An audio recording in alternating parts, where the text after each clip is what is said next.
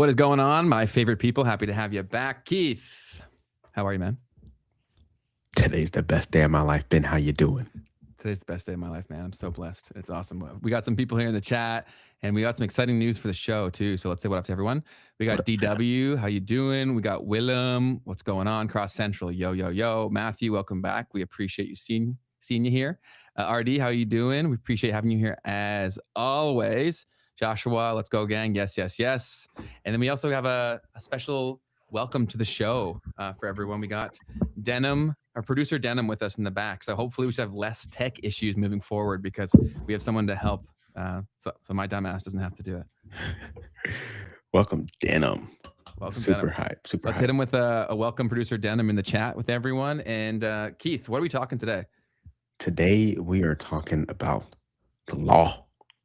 And how it has continued to become more and more of a part of the story regarding crypto. Yes, sir. You know, it's been a journey, and we've talked a little bit about this in the past, and it's kind of one of the hot topics right now, right? We've got the Clarity Act, right? It's the big talk on the town at the moment, going back and forth with the White House and the banking lobbies and all of the crypto companies and trying to come together to come up with a solution for actually how we're going to create this legislation moving forward, an actual infrastructure, right? This is by far the biggest deal. And technically, what a lot of people might not have known is that FIT 21 was pretty much the original version of the Clarity Act, or the Digital Market Infrastructure Act. And this was passed a few years ago by the House. So,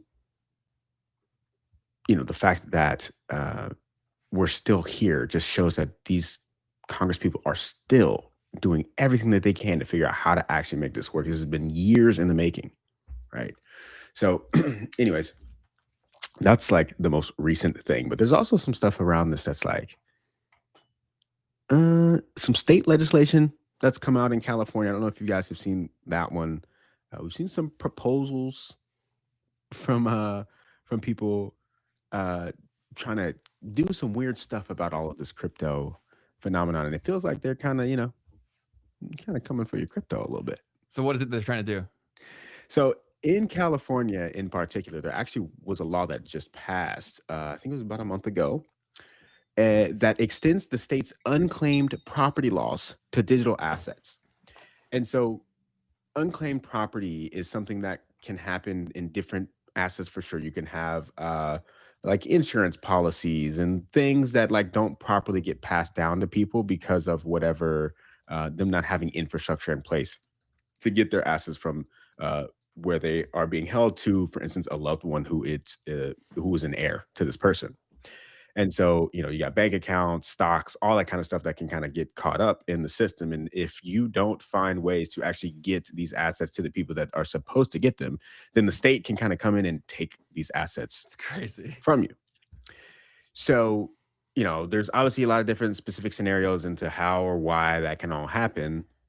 But what I think is most interesting here is that they've just passed a law for crypto specifically, where the language said something around it being inactive. Right? Having a crypto wallet that has been inactive for a certain period of time. And I think a lot of people were like, okay, well, when it comes to crypto, what exactly is going to be defined as inactive? Like if I log into my Coinbase account, but I don't move the crypto, is that inactive? Right? So I think that's kind of one of the things that people were concerned about. I don't know. I haven't fully looked into all of that legislation, but it definitely, one of the things that people said was a good thing about this legislation is that when California does have these things where they actually will take conservatorship of these crypto assets, one of the major points of the law is that they won't immediately sell it the way that they typically would with another type of an asset, like a stock, for an example, right? If they had received a stock in this same kind of a process, they would probably sell it immediately, right? Because they don't want to have to take the volatility risk of that, and they just want the cash. But in this case, the law says that by default, you actually keep it in the form of the cryptocurrency, right? So kind of shows that California wants some of that crypto. You know, they need it, man. Yeah, California's got a lot of stuff going on. They need something. Let me tell you that. Crypto might be the only thing. It does kind of feel like the whole Silicon Valley thing is bound to change pretty dramatically over the coming months and years, because if like you and I are building companies that we probably would have thought about VC funding as like part of that thing, and maybe we would have even moved to San Fran to facilitate all that because we got to be there to get the money. But when that becomes less of a thing day by day, because these software companies can be built with small teams, yeah, it's going to be so fascinating to see how that impacts that whole state and like that little pocket in particular. Yeah, I saw gosh, I can't remember these guys' names, but one of them tweeted something about how if you're in California, I'm gonna find this tweet real quick, but it's basically like the way to know if someone is a billionaire is if they're leaving California. That's hilarious. I'm gonna find it real quick. But anyways, yeah, so right now, that was one of the things that kind of happened. That's a state legislature thing, right? So isn't too bad. Um, but in the US in general, I mean, there's just been these rogue senators who come out with ideas here and there, and they'll publish a law, and senators or people from the House, and they'll come up with some ideas around how, digital assets should be legislated. And in particular, late 2025. And this one, once again, this sounds fantastic on the surface.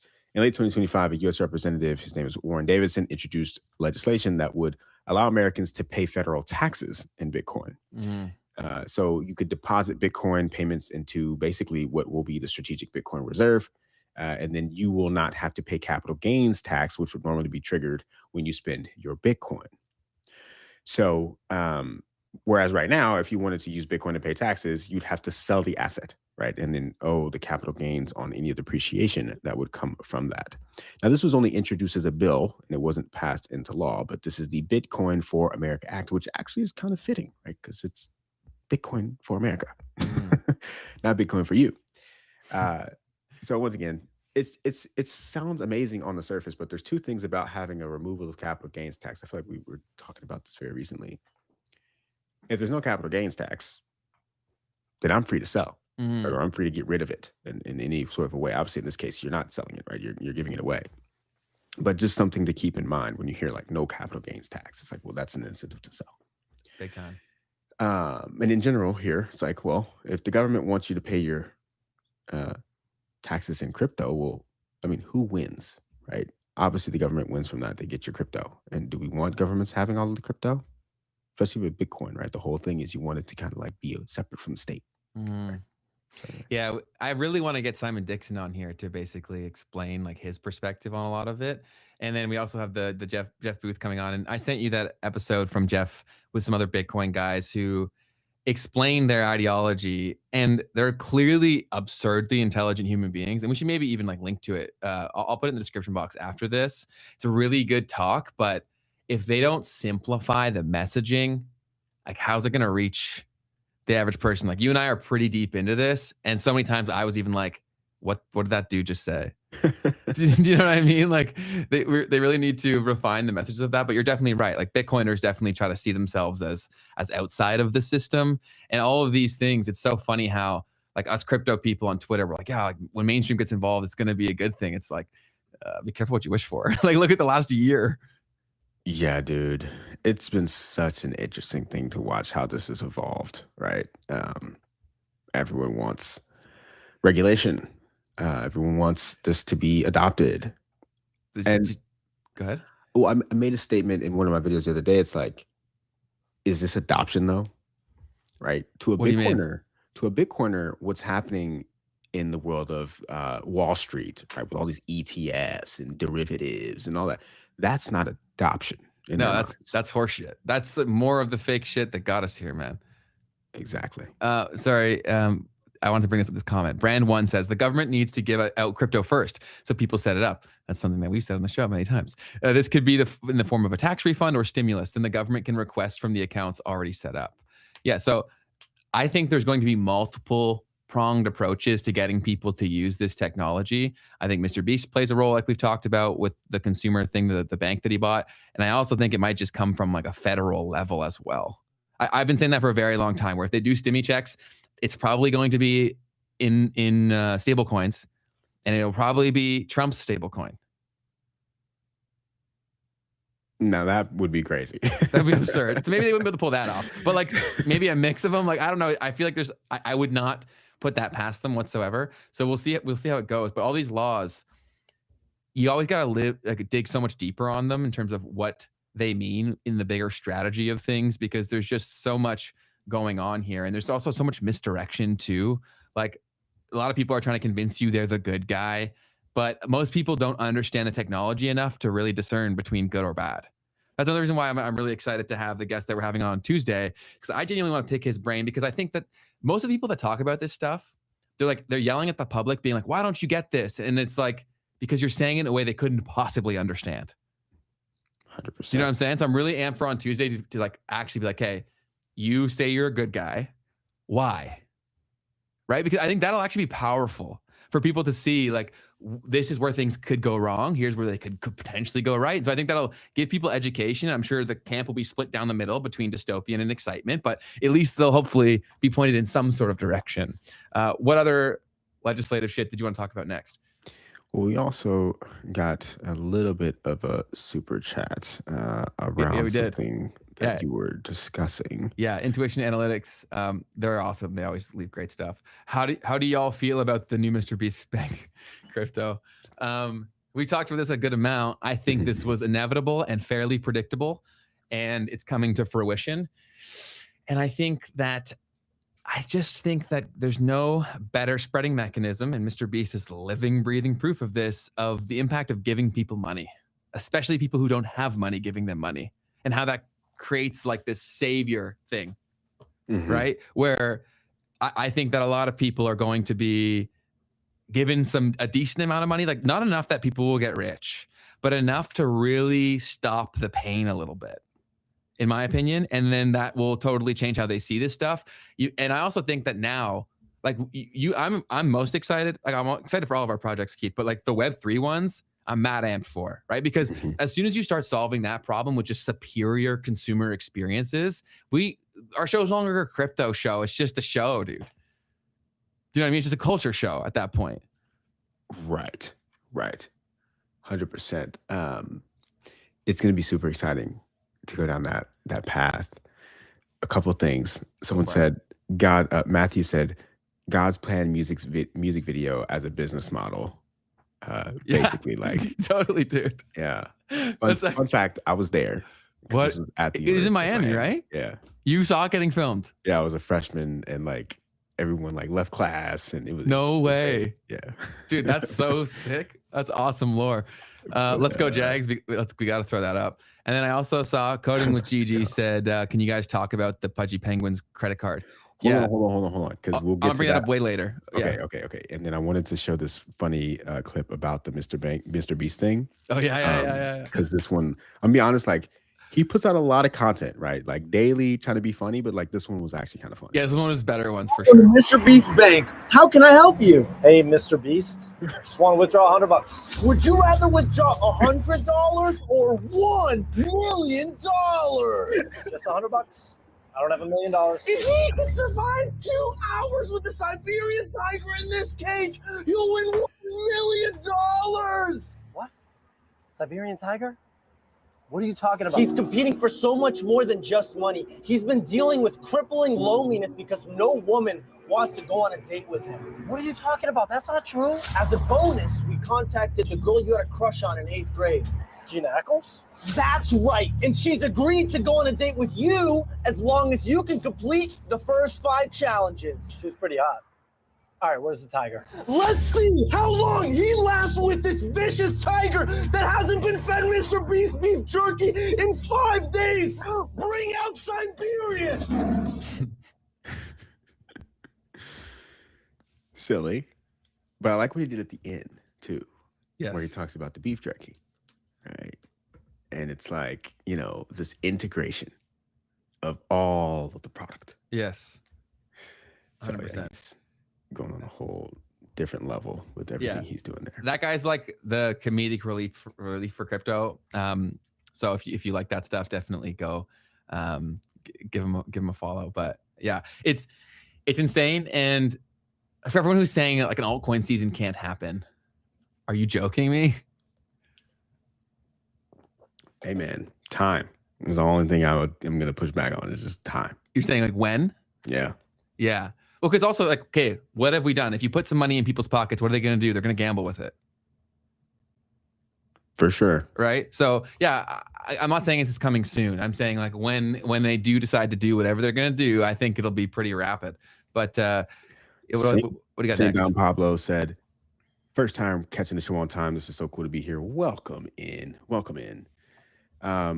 Moving forward, I think the major thing that I wanted to do is let's talk about these laws, right? And how this stuff has continued to evolve, because it looks like on the surface, you would think, oh, well, crypto just came out in 2008. So all of the law that's relevant to crypto would have to have happened from that point forward, right? You'd think. But crypto, right, is this conglomerate of so many different types of technologies in one. It is technology for one. It is also a form of communication. It's happening over the internet. And it's also mixing in that level of finance. And so that adds a whole another layer of complexity to the situation. And so really, when we're looking at the legal side of like how this has evolved and where we're at now and what still applies and why it's relevant, you've got a mix of a few different main areas of law. You've got communications law. You've got obviously any financial laws. And then you've got privacy, which is kind of a part of communications as well. So this stuff goes back quite a bit. I will think about, so basically in America in particular, we had a couple of major things that happened where in the 1900s, early 1900s, we had the formation of the FCC. And this was essentially established by the Communications Act of 1934. And the point of this legislation was to consolidate the federal regulation of radio, telephone, and telegraph industries into one major agency. And so the FCC, I wasn't there, all right? But from what I understand was basically trying to take all of these communications networks and things that were happening at the time and trying to say, okay, like let's try to consolidate like the rules around how all of this stuff actually works, all the different frequencies that all of these things and messages are happening on. Can we start to like make a more of a hard format of how that's all being done, all the different bands of frequencies and stuff of that nature. And I think that might have even come a little bit later down the line, but in 1934 was when that first started. Fast forward just a little bit, and then you get to basically, I'm gonna start. So there's the comms law, and that started to take a big turn when the internet first started to become a thing, or even just computers started to really become a thing. So you fast forward to 1986, and you get to the Electronic Communications Privacy Act, and this is a really big one for crypto and like how it has all played out. The original purpose of the Electronic Communications Privacy Act was to regulate new forms of communication that were coming about, like email, other digital communications, and like these early computer networks. And the idea here was that people were starting to get concerned about the government's ability to access digital communications. And this law made it to where they have to have a legal process in order to see your communications in these formats. Now, before this, you had a lot of there were issues around governments tapping your phone, right? So there was a time where there was no law around that. Like if they could access the signal, then they could access the signal and listen to your conversations and use that to make prosecutions. And eventually people were like, wait a minute, that's not the right way of going about it. That, eliminates freedom or privacy for a lot of people. So there were laws that were created to kind of keep that in place. But then the internet came about and people started to realize that, wait a minute, none of these laws technically apply to this space. So we need to recodify, we need to update these laws so that that can happen. And that was what the 1986 Digital Electronic Communications Privacy Act was all about. So go ahead. I was gonna say this like recurring theme through all of this, man, is this is why it's so important to understand what's going on. Expand. Like that's why I'm like the show's so important because they're gonna push the technology forward either way. If we don't understand the technology, we don't even understand how we're getting taken advantage of. For sure, man. Right? Like, how do you ask for something you don't even know exists? Facts. And it's so fascinating to see this stuff happen because I feel like people were so much more tapped in back then. Tapped in meaning Like people thinking about this kind of stuff. Like in my mind right now, I don't know that people are thinking about, I mean, we're being told to think about TikTok, for instance, right? And how there's like data issues where China might control the algorithm and all of this stuff. But like people wouldn't really naturally be thinking about all that. oh Right? no, It's, no. um, but I mean, there's always the people who are being proactive and who are in Congress and who are thinking about these things. And maybe that's how it all has gone down always. Yeah. But so many of these people are so far removed from it, bro. And maybe it's a big show and they're purposely trying to seem ignorant. That's definitely a possible thing. But when they Yeah. talk about this shit, like with the whole, and it does seem like a big movie, man. Like when what the fuck is his name? Lizard guy, Facebook. How am I forgetting his You're name? talking about the old guy, Mitch McConnell? Yeah, but they said it to a guy who runs Facebook. How am I blanking on his name? Mark Dude, Zuckerberg? Mark Zuckerberg, yes. When he was there, and then they're like, "How do you make money?" Remember? Like, Okay. we run ad senator, like that whole thing. Like it's so Yeah. funny when they go in and people are talking where they clearly have no clue. It's like hearing my grandpa talk about this stuff oftentimes. Do you know what I'm saying? And then they're deciding on laws that will impact the next 40 to 50 years of my life or longer. Like that's crazy. Yeah. Yeah, the crypto thing has been very, I mean, it's been happening even since that, right? Since the social networks were first coming about. But hearing them talk about crypto is super funny because it's like you've got certain terms that are also just like a part of the culture and stuff, and like they don't know what they're talking about. But yeah, man, you're totally right about that. There's always this, or there has been this major disconnect from what the actual topics are. Can I post this comment on? Yeah. So people were tapped in back then because it was before the great dumbing down. It does feel like that, man, right? Because they gave us access to everything, but unless you're aware of how these social media platforms function, unless you have a high degree of social media literacy, your emotional state can get hijacked so quickly. And then you know a lot about bullshit. Mm-hmm. Do you know what I'm saying? Like these people spend so much time going down these rabbit holes of things that are very likely fake. You know what I mean? Because that's the whole nefarious thing about the data extraction from TikTok is it's not like what people say. It's really about hijacking your emotional state because we all have these little subconscious pulls that we don't realize we have. And so when there's this constant feed of content, they can find that. And then that's why people get put into these little pockets and these little realities are created across the board. And that's still like the 8 characters that exist on the internet thing that I've talked about so much that I was working on more and more. And I think I know how I'll put that piece together. I'll try to write that piece, trying to make all of them make sense to the person who hates them. Do you know what I'm saying? Like I want to try to get the person who hates them to see themselves in that person. Because they all are coming from a good place. Like they all are trying, right? Like everyone thinks they're saving the world. Because with the emotional reaction that you're feeling about these issues, how could you not be doing like the most important thing right now when you feel like that? Right. So all these people that are like crazy across the board, they all think they're like doing the Lord's work. Because how could you convince them otherwise when they've felt so many feelings attached to these things and they heard so many stories and had so much like hate and then connection over these things?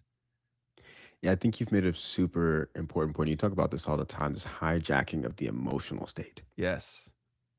You know, when we've also talked about maybe more in our own conversations around like how it used to be TV, Yeah. right? How there was always the one single source. And a captive audience creates a very different experience. So if you're talking about like, because whenever I used to work with people that would come from the traditional TV background, and I would sit down with these people, they'd always like poo-poo on me because they didn't understand the importance of fighting for people's attention in a democratized environment or closer to like social media is, right? So when I would sit down with these people and I'd pitch them ideas, they'd be like, nope, nope, nope, nope, nope. And then when they'd make the final thing, I'm like, you are so accustomed to having a captive audience. And that's why all these massive companies are dying, because the people who run their marketing departments are retarded. Like it just is what it is, man, because it's an inevitable thing to happen. Like when I get old and I'm there, I'll be retarded too. You can't understand it unless you're native, right? So I don't even fault these people, because how could they know? But that's why there's a massive opportunity. And also it seems like people are waking up to that in a very big way. And it kind of feels like a lot of the things we're seeing on our screen is a big part of that. But I'll stop hijacking the conversation. Go back to your path. Well, that's such an interesting point though, about like the competition of these different the different mediums, right? Because on TikTok or Instagram, you're literally directly competing with everyone almost in the world. Yes. Whereas if you've got 5 TV channels, like, bro, you're literally only competing against the next channel. Yeah. So yeah, so then you're literally split into buckets, but it's not as personalized, because like people are almost split into multiple groups sometimes now on social, right? Like where they have to pick a side, because on all these topics, they're all split down the middle, right? Like even red versus blue, like all of these key points that we're told we have to have an opinion on, there's always one or the other, and you get put into camps. And so then that way you're always fighting with someone. And it's such bullshit, because the people who are convincing you to hate the person across the street from you, you have way more in common with the person across the street than the person who made you hate them. Like we're missing the plot so much on this shit. Yeah, man. Yeah, man. So this all does kind of tie into the reason we got to this was because we were talking about how, did people in this time, and someone made a great comment, like, were people in the 70s and the 80s paying more attention to the changes that were happening and also how it would actually potentially affect them? And so, a couple of things that had already been in place in 1986 was something called the Wiretap Act. Okay, so this was once again looking at, can the government or the federal government in particular just like tap your phone at any point in time? And then in 1986, in this new act, they created the Stored Communications Act. And this was about the government being able to access stored digital communications, which once again wasn't as much of a thing before you had computers and the internet, right? You could store things in a physical space, right? You could store things on a camcorder or like a recorder, but not on a computer, right? So they were like, well, now this is a new format. Can the government just access our records? And then there was this thing about like a 180-day rule, where if it had been 180 days or older, then the government could access it. What? Yeah, it was crazy. And the thinking was at the time was like, for instance, for email, well, no one would store email for 6 months. Because they didn't have the storage? Is that what they're saying? I think because they didn't have the storage, and because why would it be relevant after 6 months? Like they were thinking about it like mail. Like, are you going to leave your mail unopened for 6 months? Like, probably not. They clearly did not know about the spamming that was about to ensue. Or maybe they did. Yeah, I mean, well, all that stuff that's happening right now wouldn't even be a discussion because all the records would be gone. True. But anyways, then there was another piece called the PIN Register Act. And this was about metadata collection, dialed numbers that had been dialed from a phone, for instance. And basically what this actually did was it did allow the government to actually see who was contacted, when, and how often, but not the content of the communications. Got it. So this was all a part of that larger act called the Electronic Communications Privacy Act. So, this had to happen because people were communicating in new ways. The law only protected phone calls and letters, and they needed a new framework for email, computer networks, and digital storage. Fast forward just a little bit to 1990s, and you have this huge battle around encryption. So because of what was happening in the Cold War, where essentially governments were using encryption as a way to communicate amongst each other and create message even in public, you could be communicating amongst an adversary. It's kind of the point of encryption is I can send a message in a public board, but if you don't have the key to be able to decrypt that message, then nothing, you can't do anything about it. You don't know what's going on. Got it. So you had all these huge departments of people that were like these math wizards who are just like decrypting messages back and forth and learning about this stuff. And I'm sure there's very much so a need for that today too. And so anyways, this created an environment around encryption to where the government started treating encryption in the US like a weapon, right? And in a sense, it kind of was. And so not only was encryption itself a weapon, but if you are to publish anything that is using encryption, that could be seen as an export of a weapon, right? If you're going to like publish a new encryption tool and someone else can use it, then you're exporting a weapon. That's crazy. It's wild.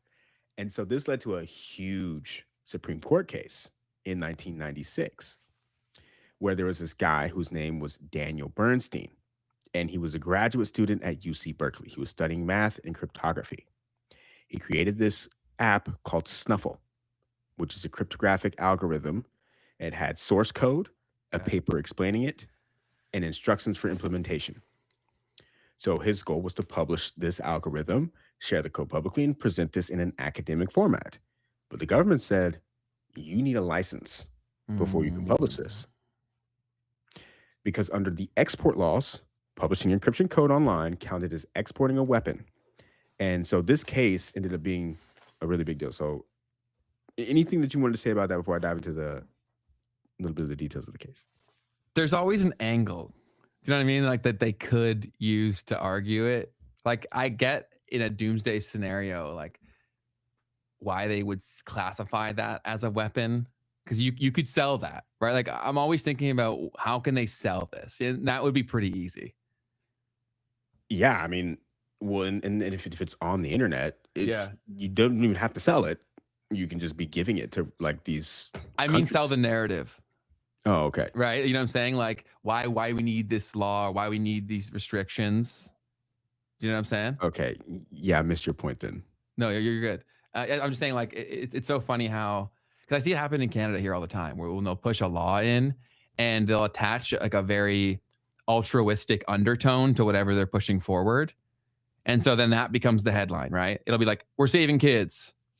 And that's it, right? Like they don't talk about everything associated with saving the kids, right? Because how could you argue saving the kids is very important, right? So that's more so what I'm saying, but continue. This is super interesting. Yeah. And that right there is definitely going to come up in just a bit as well. Cause it's not too much longer after that we get a big event that leads to that kind of a thing. So the case that happened was, so Bernstein, he was like, look, I'm suing you guys. I'm suing the US government. He said the encryption code is speech. And the First Amendment protects my right to publish this. Wow. So he sued the US Department of State and other federal agencies enforcing export controls. Now, what happened was the court's decision in 1996, a federal court actually ruled in his favor. They basically said that source code is free speech protected by First Amendment. The court said code communicates ideas, code can be read by humans, code is a form of expression, and therefore the government cannot require a license to publish encryption code. So it ended up getting appealed, and it lost in the appeal, or kind of like fizzled out, I think, and maybe was dismissed.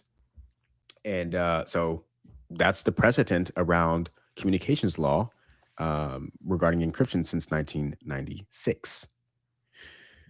And you moved forward just a little bit, and you had what was called the Communications Decency Act. Okay, so there was a lot of stuff happening in 1996 and in this 80s to 90s era around all of this, because you've got all these new websites coming on, and a lot of them are preying on, humans' most obvious desires. And like, imagine scams online back in 1996. Like people would be getting scammed like crazy as soon as they hop on the internet.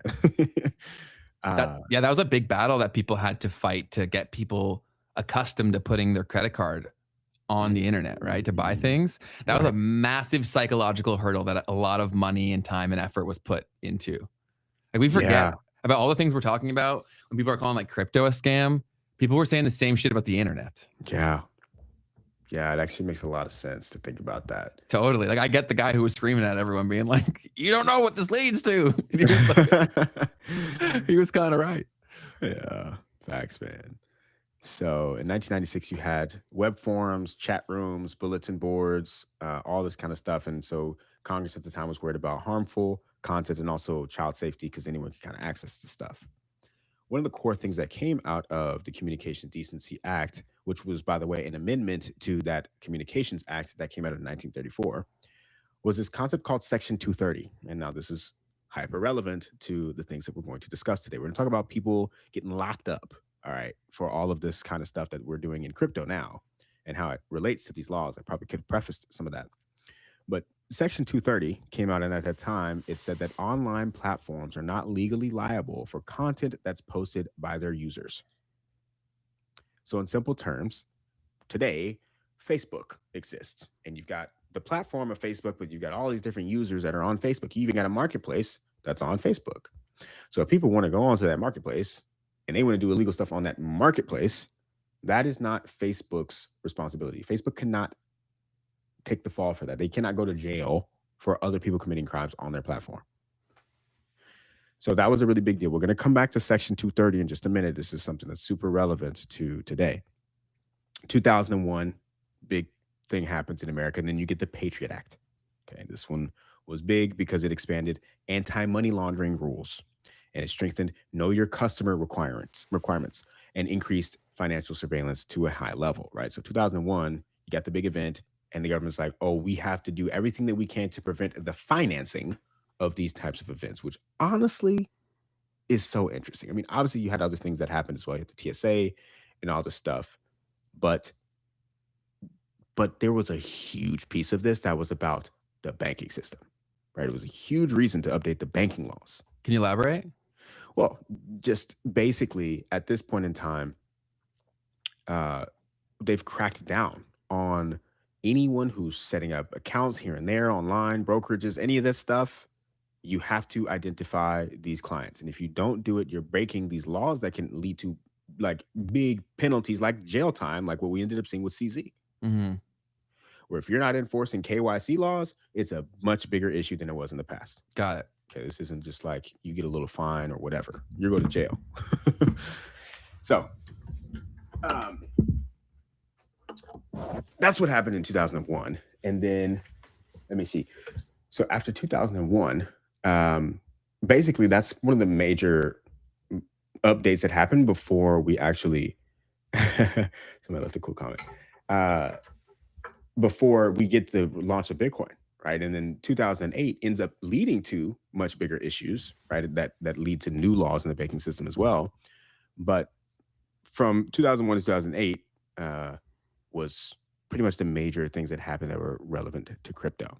So then you get Bitcoin, and at that point, no one's really paying attention, right? Like, it's just like, oh, something came out on the internet, these encryption nerds, the same nerds that we're talking about, is encryption free speech or not? Those are the only people that are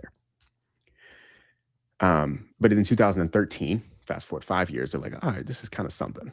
And FinCEN, which is the U.S. Financial Crimes Enforcement Network, issued guidance around crypto, classifying cryptocurrency businesses such as exchanges and administrators as money service businesses, subjecting them to those anti-money laundering and know your customer laws. Now, at the same time, across the pond in China, they're banning financial institutions from handling any Bitcoin transactions, 2013. And this is one of the earliest restrictions that they had. I mean, by the way, China has banned Bitcoin, like, I don't even know how many times, like every year they ban Bitcoin. Yeah, it seems like that's kind of their equivalent of when like Trump does like crazy moves. Like with we slaps a tariff. Yeah. 1,000,000% tariffs unless you give me exactly what I want. Exactly. So 2013 was also a big year for another reason, because this was when the Silk Road thing happened. So Silk Road was this website, we talked about this a little bit, where you could buy and sell all kinds of illicit things on the internet. And it was on it wasn't on the regular web. This was on the dark web or the deep web, right? It's where you had to use specific browsers, and you can still use these, I'm sure, on what are called like onion the Onion Yep. Network. Yeah, I don't yeah. even know exactly how that works exactly, but that is where all of that was going down. And so, but when this happened, there was a few things that are relevant to crypto, because obviously, well, crypto was being used as the main currency on the platform, Bitcoin in particular. And the founder of this platform was a man named Ross Ulbright, from what I understand is his name. And the FBI, during this time, when they did all this investigation and they arrested him in 2013, they also seized Bitcoin from Silk Road. Okay, so this was a big moment of like, wait a minute, Bitcoin can be seized. Okay, because before that, it's like, well, it's, just internet money and private key. If you don't have the keys, you don't have the crypto, and obviously they have found some way to get their hands on the private keys. This was after you said the Facebook laws were put into place where Facebook wasn't liable for activity on the platform, right? Exactly. But Ross is liable? Exactly. So this is the whole point of the story, because he was convicted in 2015, a couple years later. He was sentenced to life in prison for this, which is wild. For basically what they convicted him of was not only setting up this platform and allowing this to happen, but here's what the prosecutors actually nailed him for. There were 7 federal counts that he was found guilty of. One of them was distributing narcotics over the internet, conspiracy to distribute narcotics, engaging in continuing criminal enterprise, conspiracy to commit computer hacking, conspiracy to traffic false identity documents, and conspiracy to commit money laundering. Now, Silk Road was a dark web marketplace, right, where anybody could come on and anonymously buy and sell goods. Now, but the reason that they were able to convict him of these crimes versus having Section 230, which says if you are operating a marketplace or a platform, you're not responsible for the people and what they do on it. But they nailed him because of a few caveats. The vast majority of the listings on the site were illegal substances. There was this fact that it was using anonymous identities and hiding transactions using Bitcoin and the Tor network. He also earned a commission on all of the transactions that were happening, right? Earning millions of dollars in that process. So they're basically saying, well, you're not separate from this criminal activity because you're profiting on each and every one of these exchanges that are happening. So Section 230 didn't protect Ross because Section 230 shields platforms from liability for only user-generated content, not from liability from their own criminal conduct. And the government argued that he was running a criminal enterprise, not hosting a neutral platform. So what do you think of that? That's a lot to take in. I was just thinking through the different experiences there, and we had some funny stuff in the chat. Like someone said that they actually bought things from Silk Road, which is hilarious. That's wild. I was not involved in any of that, but and then also we had someone say, "I love all the information you guys spread, but sometimes would like you guys to cover the market in real time and talk about what you think the price action." Think of the price action along. That'll be in the news section. We'll start doing that pretty consistently. So that'll always be later. And we're actually making more channels for if you just want that, you'll be able to get it very quickly. But for this in particular, Keith, this is fascinating because he got pardoned by Trump, right? Yes, he was. He was pardoned by Trump. Okay. Which is super fascinating. Yes. What were you going to say about it? I don't know, man. Like this all just seems like a very long game of pushing for the like crypto. Like this feels like, and obviously I'm incredibly biased because we have this show, but when I'm looking at things, I'm trying to like find threads. It all comes back to money, and then like money, the evolution of it has to be these like some sort of crypto. You know what I'm saying? So yeah, it's fascinating to see. It's fascinating how much it's okay when it works for people that are making the rules, and then it's a lifelong crime when it doesn't. Like it's yeah, man. We've talked about the pardon feature before, and in jail as well. Is this true? This person says the Silk Road creator got caught putting out a hit on an undercover agent. That's why he went to jail. Is that true? I did see some things about that. Okay. So I don't know, right? But I mean, it it could be that like, I mean, he got life in prison. Because I'm trying to think about why it wouldn't have been in the charges as well. Because if so, right, yeah, like you're done. You know, Mhm. if that's a part of the case. Um, but maybe like he negotiated that out, right, in order for him to only have the life sentence that he got, right, Mhm. to not be as bad of a life sentence, No or to kidding. go down as a guy who did that, right? Totally. Um, so yeah, I did see something about that though, for sure. Yeah. Yeah, What's yeah, next? sneakers tech. I'm super excited for that for For everyone as well. For the second half, like for people who really want to get into the news in the second half. yeah. So we actually are rolling out a bunch of optimized clips channel. Now that we have producer Denim helping us out, we'll be able to distribute the content in a way that is more consumable depending on exactly what you want. So obviously the priority and the place to be is here live 110%, but we're also going to be able to give you the specific parts of the show that you may like more. So we're going to be able to give you the news section, the full second half where we're kind of just yapping, and as well as the memes and stuff like that. But I also saw someone say, memes and markets is going to be the new CNBC. I certainly hope not.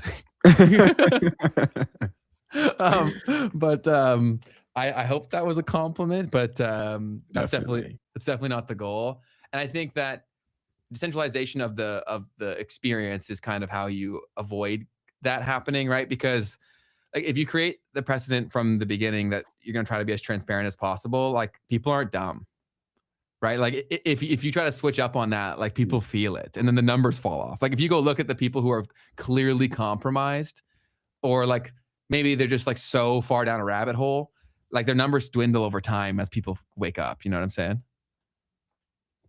For sure. For sure. Yeah, we'll definitely maintain the integrity. John, don't wish that CNBC evil on us. That's so good. See, that's also like why a medium like this is so important, because you can't fake sentiment live, right? Like you can't be like, you can't That's so true, dude. also like, how do you like Wow. hijack the narrative, right? Yeah. When we can turn on, eventually if it becomes too crazy, we turn on subscriber only, and then we And turn on like members only. yep. Like how can they fake it? Yeah, no one will be able to penetrate the vibes and the reality of what's going on. That's actually a really, really important point of when you're listening to Jim Cramer and he's screaming at the top of his lungs to go and buy a stock. Like that's just the vibe that's going to be transported throughout the world, Bro. right? And if there was a live chat, everyone would be like, this guy's full of shit. Like it'd be so funny, bro. As soon as you start selling ads, it's a slippery slope. It can be. I think it really it depends on how much of your show is reliant on that. And I think it's why more media companies don't have to be like that moving forward, is because we're given more tools to build businesses around the media. Right. Whereas before there were so many gatekeepers that would decide like, can you do this? Can you not? Right. Whereas we have the opportunity of platform diversity. Looks like you got something. Go ahead. Well, I was just gonna say that, like, also, I'm more concerned about the guests, right? Because that's the problem with mainstream news, is that the guests are paying to be there. Sometimes. Like that's the problem, not True. the ads running. The ads are fine. It's that there's The someone who placement. you're being told is just there to just talk, and he's Very talking his true. book, brother. Like, Yeah. But that's going to happen here too. Like people will say yes to coming on the show because they're pushing a book. for sure. But I think that we'll probably not want to accept payment though for someone to want to be here. Fair. Maybe there will be times where that happens, but I think that's one of the more important things. Because we've already had some people say yes to the show, but they said yes at a certain, like, we'll come on around this time because we're talking about our book. Like, Yeah. we've already had that. Yeah, I mean that's totally understandable. I mean, think about that. Like, what's his name? Andrew Ross Sorkin. Just you always see people go on their press tour. You see Tony Robbins right now, why? Because he's launching a book, and you do your press tour. Like, I'm cool to be a part of that. It's just a matter of like, I don't need you to pay me to do it. Yes. Yes. Then I can't ask you the hard questions, bro. Yes, 100%. Yeah, that's true. Actually, we set the expectation where like we don't want payment, but you're gonna get questions you may not like. Like we had that literally in the last episode where I was getting like roasted for asking questions, but it's like, if we don't do that, why are we having the conversation? Like especially I think it's why it's so needed in crypto, is because there are so many people that are so deeply in cults that are either around yes men or extreme haters. There's like nothing in between. right? And so I think you need like a combination of both in one conversation to give someone any degree of transparency. For real. Yeah, man. And so that's definitely the thing that we're trying to do, because mainstream news doesn't. CNBC, I don't think the vibe's also so ass, man. Like when you're watching that shit. Go ahead. I'll give Andrew Ross Sorkin his credit though, because he does challenge people, man. Yeah. Yeah, there's exception. Like there's some guys that are good, of course, and girls, but yeah, he's pretty decent. He's definitely skilled with people. Yeah. And he just released his book too. Actually, my uncle told me to buy it. Word. I'm sure it's a banger. Yeah, it probably is. I have it right over there. I haven't put it in its color coordinated spot yet, but I do have it. Yeah, Discreet Play Boss said it was a good book. Yeah. Cool. He basically goes over like 1999 or 1929, excuse me, and how it feels like today or whatever. I don't actually know, but he's such a phenomenon. We won't go too deep into that, but it's interesting to watch him be like, he's an entrepreneur fully, but he's just kind of used his presence to leverage that. Yeah. All right. So we were talking about Ross Albright and how he ended up getting locked up for what could have been potentially seen as him managing a platform, but the government said, no, you're running a criminal enterprise instead. So when we move forward, we can see how 2014, so that was 2015 is technically when he was actually convicted. But in 2014, the IRS started taking this stuff a little bit more seriously regarding crypto. And that was when they first classified crypto as property for tax purposes, meaning that transactions could then trigger capital gains and all that. And so that made things pretty serious, right? Because now this is a real asset. When you really think about it, like that's the moment. That's legitimized. Yeah. Yeah, like, because that's when it happened. Yeah, 110%. Yeah. They're like, it might be a toy to you, but it ain't a toy to me. You know what I'm saying? Like, I need that money. I need my cut. Yeah. So very interesting to think about. And then 2015, 2016 is when you start getting earlier enforcement actions from the more financial regulators like the CFTC and stuff like that. They declared Bitcoin a commodity in 2015. The CFTC did. And that gave them jurisdiction over the derivatives markets, which ended up kind of being cultivated pretty quickly for Bitcoin. The SEC started investigating the earlier initial coin offerings back then. And we won't talk about ETHgate today, but interestingly enough, if that's when they started investigating things, they surely went right over Ethereum. But anyways. Yeah, I got it. You got unked in the chat. That's crazy. Uh-oh. And then Matthew had your back. He's like, Unk is crazy, Fred. Where was the Unk about? So Keith, it was love. It was love. Fred was saying, Keith, congrats, Unk. Been watching since 6K. Keep it up. Are you at 200K now? Did you hit it? That's funny. No, not yet. But appreciate the love. People have been congratulating on the way. Are you kidding me? Keith's a spring chicken, man. If anyone's the Unk here, it's me, brother. It's wild though. Because in a lot of ways, man, like we are Unk, especially in this game, right? Think about all the kids, bro. Yeah. In streaming, in crypto, I would say we're actually the babies, bro. Most of the voices here are like quite a bit older than us. That's true. The serious voices are. That's why the content's so ass. Yeah. They don't know the game. It's not their fault. Like, why could crypto was never going to blow up until really good creators started talking about it? Because think about it, by default, right? We're talking about a democratized platform or like it's more merit based, let's say, in terms of can you get someone to watch this? If the only people making crypto content are only making it because it was the only content that paid them, they're not good. Right. So until there were experiences, thank you so much.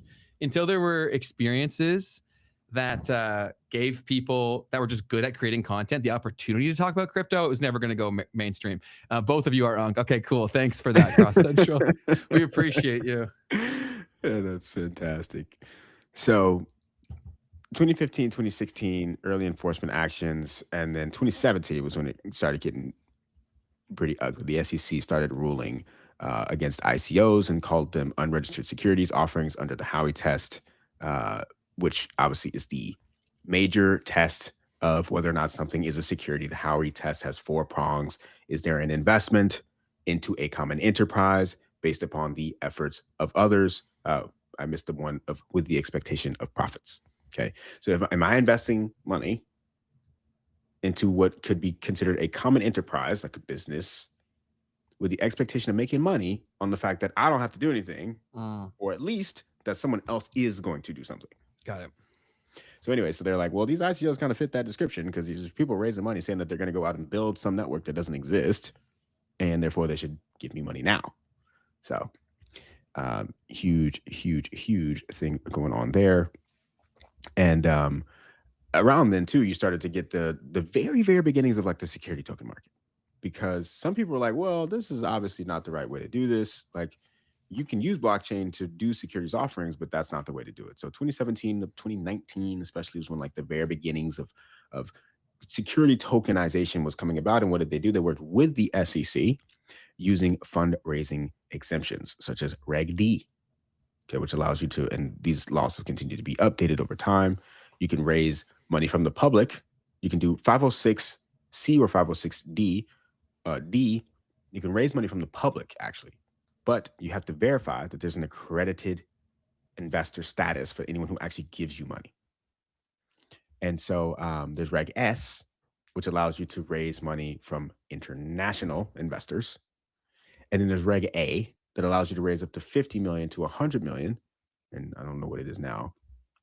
But you cannot publicly advertise.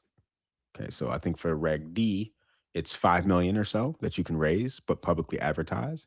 But Reg A says you can go for 50 to 100 million, but you can only solicit accredited investors. And you have to do it much more hush-hush kind of way.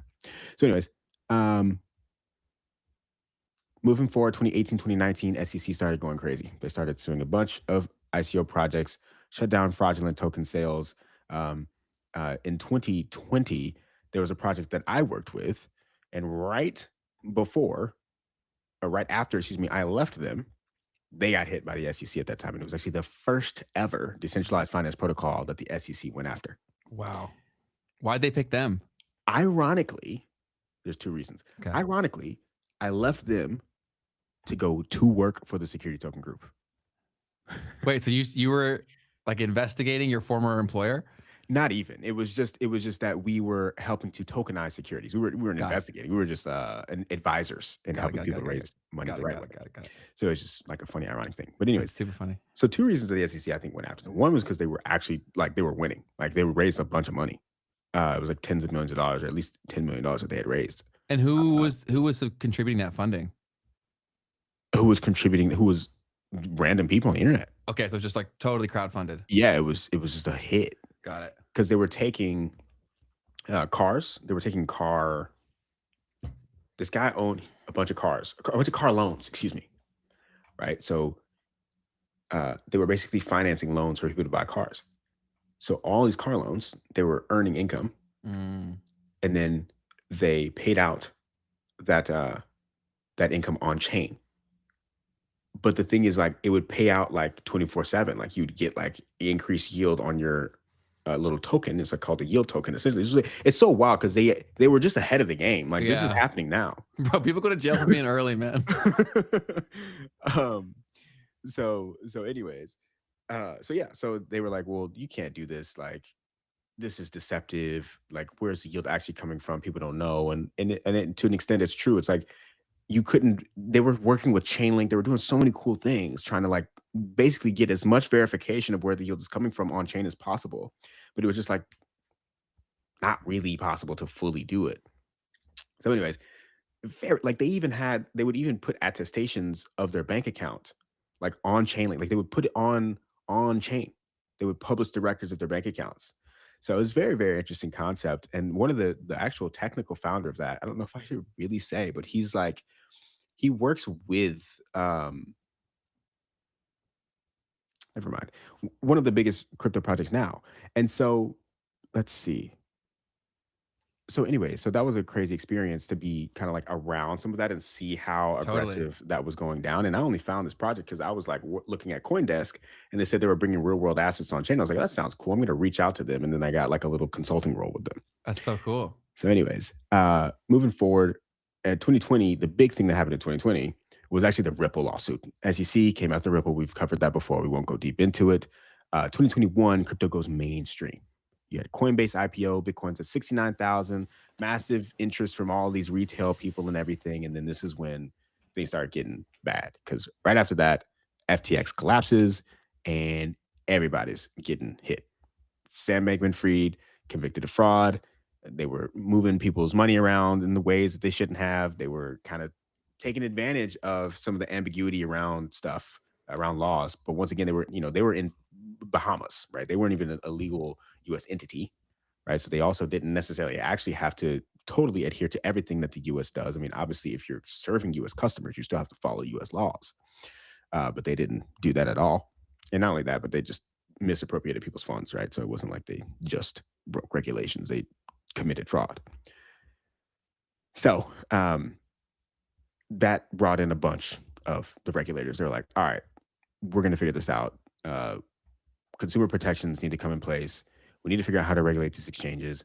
We need to figure out how to do proof of reserves, things of that nature. And everybody started catching convictions right around here. There was multiple things that happened. Basically, a few years later, CZ ended up getting hit for not abiding by the KYC regulations in the United States. There was also another problem with Do Kwon.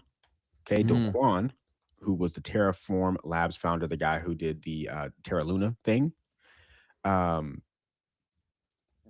Basically, they misled investors around the stability of Terra USD, their stablecoin, and Luna tokens, and it caused a $40 billion market crash. It's so wild because, like, at the time, like, there's a whole lore around this that's like, it's kind of a joke. Like, it's not a joke. Obviously, people were hurt and it sucks. But even the people who are getting completely messed up, like, they're still making jokes about all of this stuff.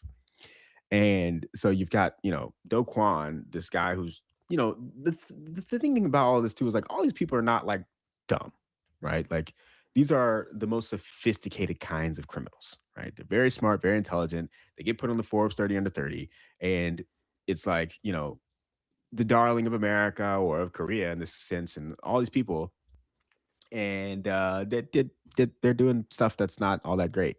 So, anyways, he got arrested in 2023. He was, like, on the run for a while. I don't remember where he was. Then he finally kind of got caught up with. And then there was a guy named Alex Mashinsky, the founder of Celsius, who ended up getting caught up and arrested, pleaded guilty to charges. Essentially, it was one of those yield platforms. And they basically got caught up for commodities fraud and securities fraud for misleading investors about the safety and financial health, because they collapsed essentially when all of the prices came down and people lost everything on the platform. So he got caught up at the time. And, these are all very different cases, to be clear. But point being, no one was getting away with anything during this kind of like 2021 to 2025, 2024 kind of era. You had Su Zhu of Three Arrows Capital was sentenced for contempt of court for not cooperating with liquidations, with the liquidators investigating the bankruptcy, because there was a hedge fund essentially that went belly up, and he was arrested and sentenced to 4 months in prison for not properly pulling up to court. I guess he also might not have been in America. I don't even know, dude. But lots of massive issues that were addressed during that particular period. And pretty much from there, you get much closer to where we are now.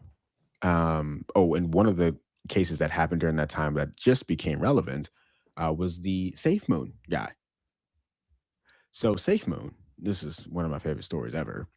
SafeMoon was this cryptocurrency project. It's hard to call it that. It's much more of a, how would you say, a meme coin, okay, at the time. And back then you had Dogecoin, Shiba Inu, and then you have this SafeMoon thing that came out of nowhere in 2021. I got a personal anecdote on this one.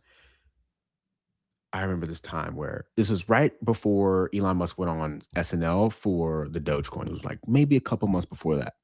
Everybody's making money. Everybody's coming into crypto. Everybody's like, yeah, crypto. I know about crypto. I'm a Bitcoin maximalist. Like, Bitcoin is the standard. It's the only thing that matters, brother. You haven't even read the white paper.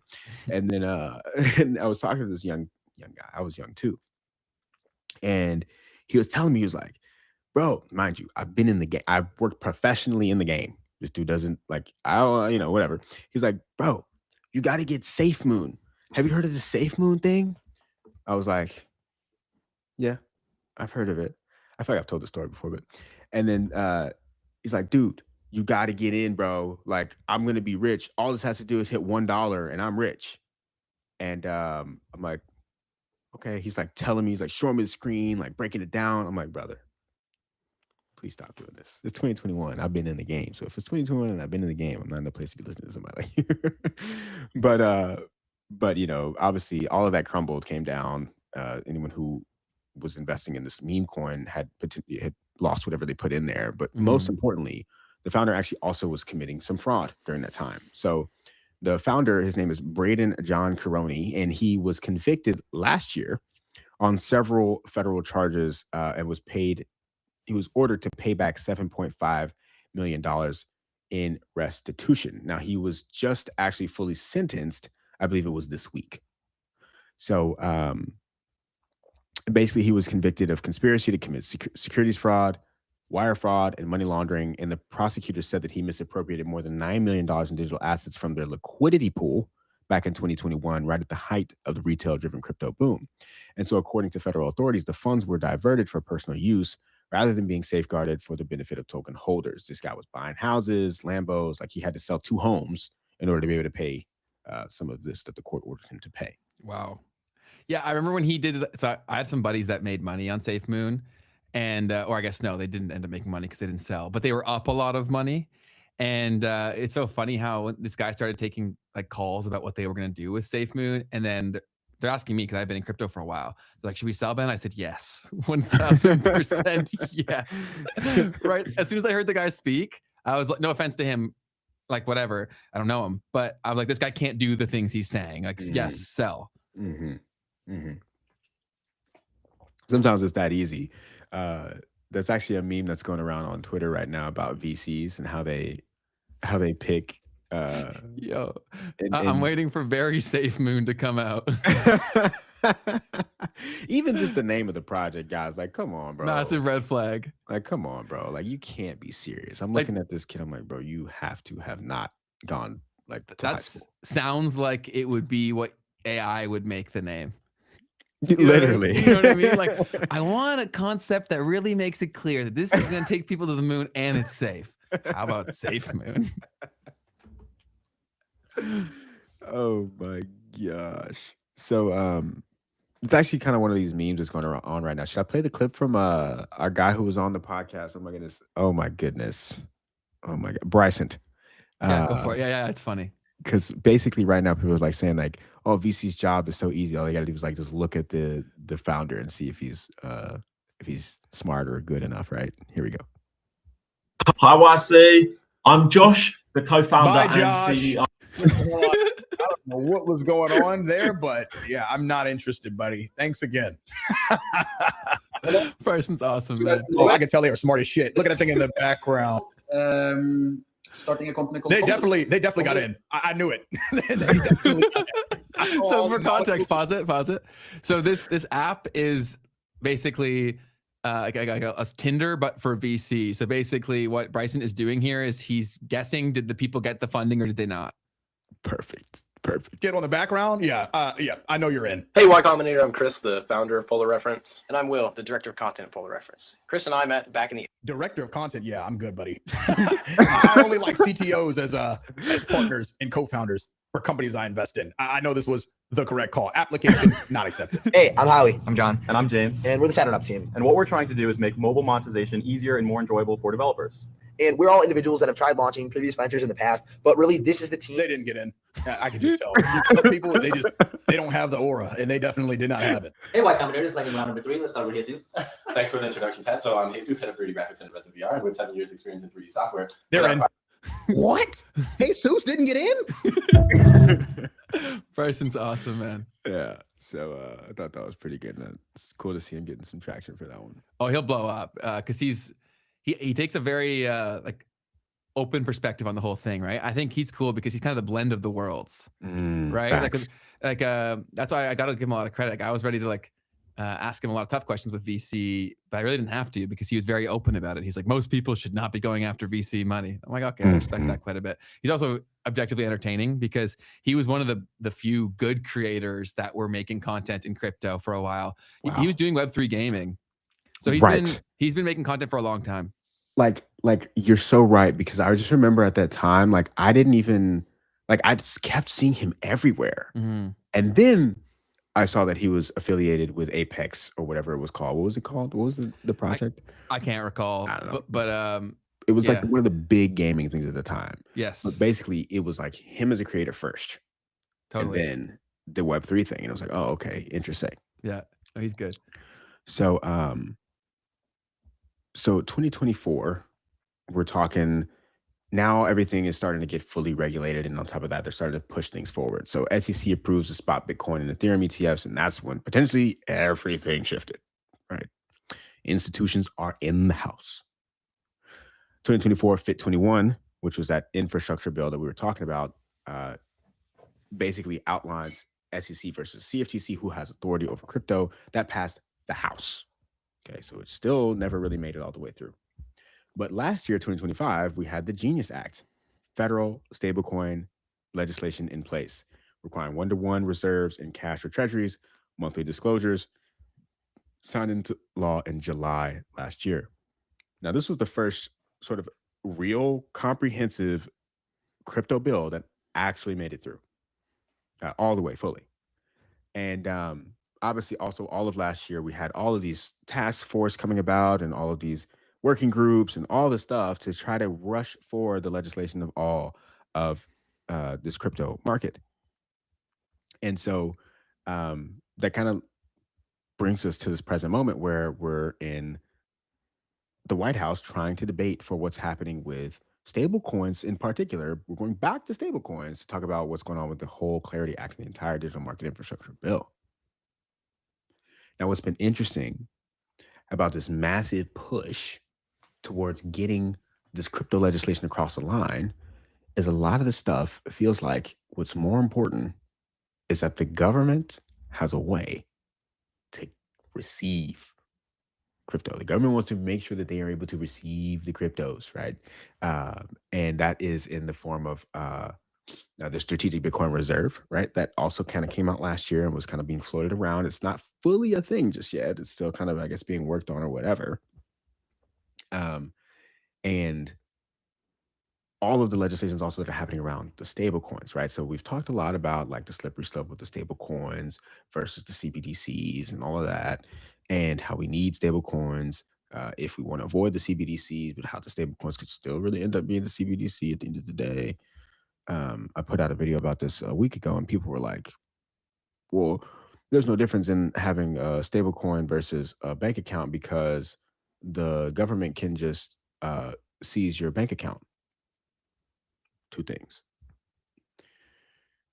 There are circumstances where the government can just seize your bank account without any allowing it. But this is also something that came up in the most recent version of the Clarity Act that has been suggested by Congress, was an idea of essentially the government being able to hold and freeze a transaction for 30 days without any legal anything, right? So FinCEN and the U.S. Treasury already kind of have that ability across regular banks.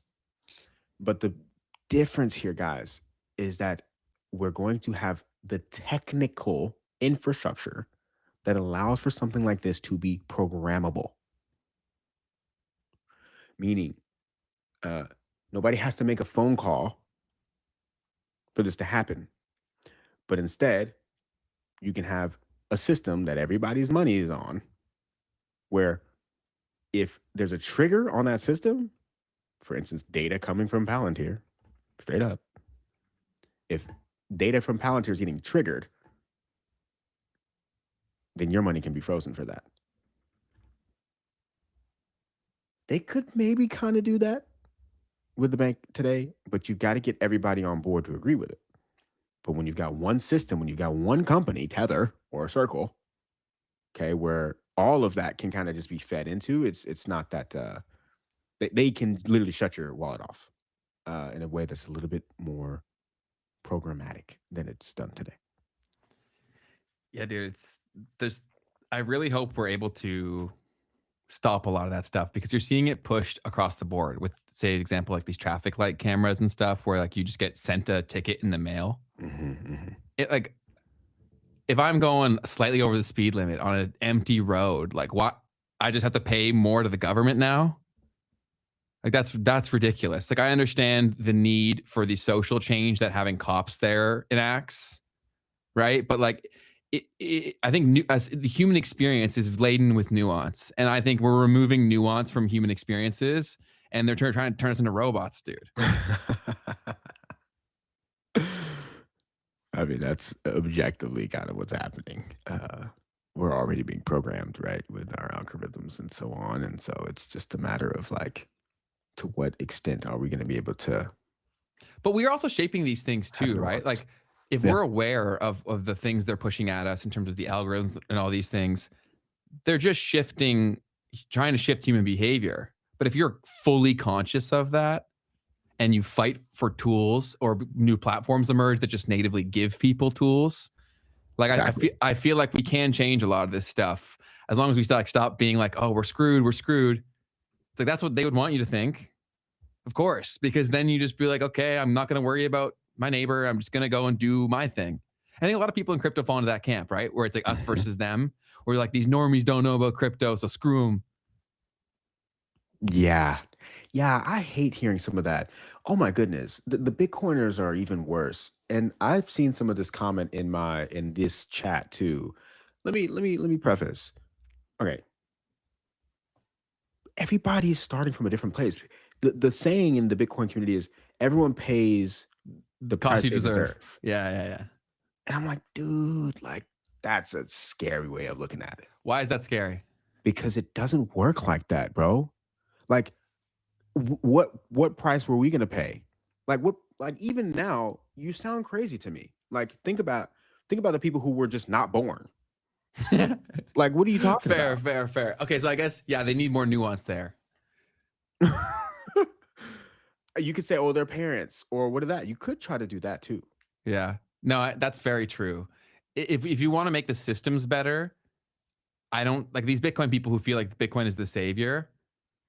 If you really feel like that, why are you educating instead of dunking on people? It's like, bro, come on, bro. Like come on, bro. Congrats, you were in the forum. Like when I found out about it, I was freaking 14 and I was debating between buying a sub or Bitcoin. The sub won. I was hungry, you know, like, come on. And I also didn't even know how to do it. So yeah, no, I think that's a totally fair point. And I think that's why the show needs to be a melting pot of these different communities. Much like I said in the voice note to you last night, where crypto is actually a fairly large thing.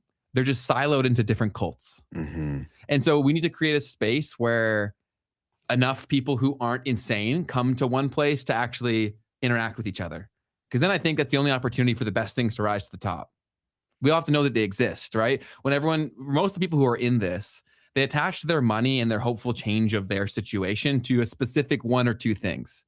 And so for the last 4 or 5 years, unless you're like me or you who are just crazy people researching all this shit, they know a lot about a very specific thing, which is also a very dangerous thing, because then groupthink sets in. Yeah, dude, like it's so wild to see how, like, I'll do a stream about what happened in the week, and like people are like, you're still not talking about this project and this protocol. And I'm like, dude, 2 reasons why. One of them is because you are on a whole nother island, brother. Like, I don't even know what is going on over there. I don't even want to know. Yeah. Facts. And the second is that it's not relevant. So like, totally, like, can we bring it back to what's actually going on here, and like how is all of this going to impact everyone? Totally. This is a pretty good comment here saying they won't trade all their dollars for Bitcoin, which is true. If you were like, this is really the future, then how are you even operating in this system? You should be adopting what Jeff Booth has done, right? And so if you haven't, I don't know if the points that people make have as much validity to them, but LOL, only the sane ones. Well, of course, we'll welcome everyone.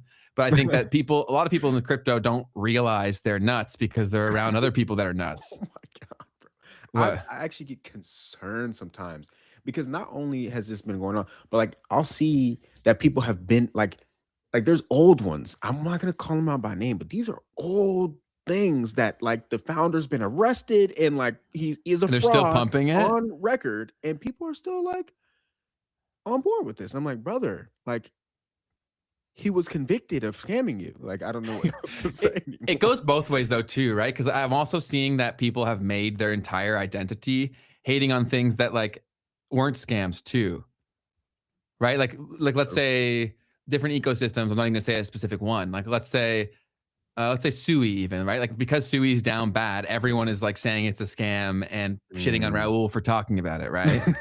Yeah. It's like, guys, because it's all of these things are incredibly unfair asks. And it's the crypto people do bear some of the responsibility because we didn't do a good enough job. The creators definitely didn't educating people what they were getting themselves into. Like, yes, this could transform your life. It's more likely to go to zero.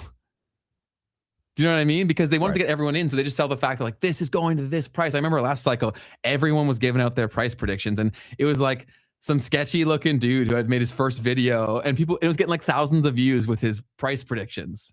Interesting. Do you know what I'm saying? Like, because people saw that was an attraction mechanism to grow an audience, and so then that just became the norm for people throwing out crazy price predictions for both NFT projects and crypto projects. And once you get that in someone's baseline psyche, like let's say for Cardano in particular, there was this big thing that went around the community of like how Cardano gets to $10, right? And so if that's what got people in there, if that doesn't happen, the whole thing was a scam for the people who got there for that reason. Do you know what I'm saying? So like in Cardano, because the prices is so shit right now, there's a lot of people who like their whole identity is shitting on Cardano and Charles. It's like, I don't understand how someone would like want to put that much time to it, even if they felt that was a scam. Like even if that's true, right? Why would you devote your entire existence to this shit? Bro, True. move on. True. Yeah, there's a weird culture around that at the moment. You're making me think about this one funny video you sent me around, like this guy talking about The Simpsons and how they're predicted. Yeah. So I got to give my buddy Austin a shout out because he sent me this video and he's like, what do you think, man? And I'm like, I think that's horse shit. But like that kind of stuff does go. So like just real quick, guys, because this is also just like media literacy. All right, so check this out. This is clearly in my eyes a joke, but I don't know. Let's see. Oof. Take this and put it in a different tab so that it's not showing my DMs. Because the Simpsons are back at it with predicting shit, and this time you could make a fat bag. So pay attention. And you only have until February 20th. So take fucking notes. So if you didn't know already, The Simpsons have predicted so many major events like the coronavirus pandemic, fucking Trump getting elected, the viral Coldplay scandal, and even the arrest of this cocaine drug dealer. This is stuff people just laughed at until it actually fucking happened. Okay, so I don't know if it's worth playing this whole thing. Like basically he turns this into shilling a coin. Yeah. And like guys, like no, like don't touch it. No, guys, no.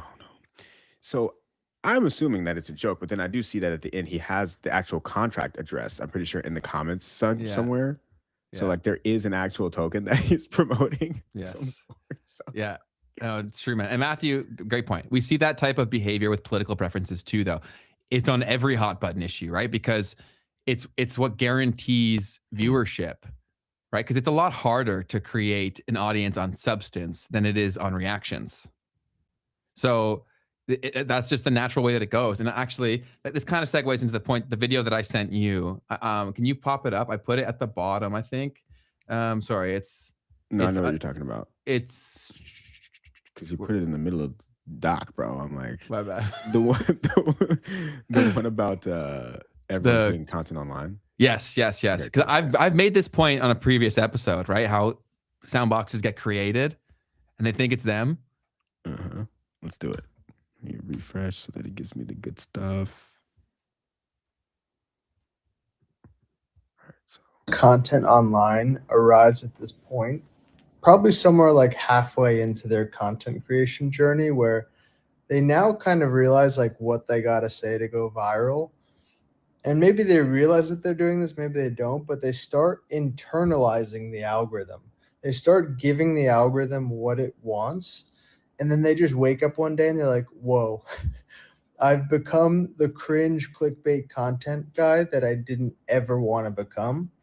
And then you have to go through this sort of like mini little death rebirth cycle and then agree that like you're not going to focus on views. You're just going to focus on getting across messages or content that you feel like even a week or a month or a year later, you're still going to feel proud of it, you know, because the whole reason so many people get into content creation in the first place is to be truthful, authentic, and to be free, to feel like I can say whatever I want. Like this is not censored. This is not restricted through a centralized channel.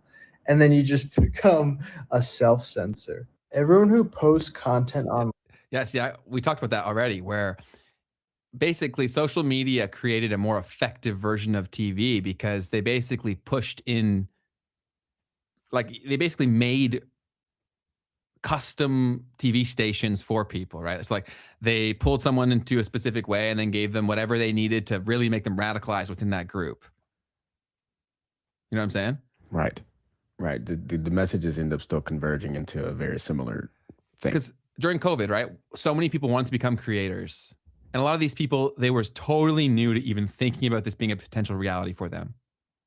And so then what do people go do? It's like any human behavior or even animal behavior, right? Like you watch what the other person did with it, you copy it, you see how it goes, right? And then you take the feedback that you get given. And so if the feedback is views, you're inevitably going to create extreme people. The incentives are simply there, right? Wow. So unless you build a social platform, which is what I want to do, that like has counterweights built in, this will inevitably happen, much like John said here, where he said, yeah, this is a standard in group behavior, which is a sort of spectrum, which on the far end is cult behavior, and it is everywhere, in my opinion, because people are so atomized. Is that what does that mean?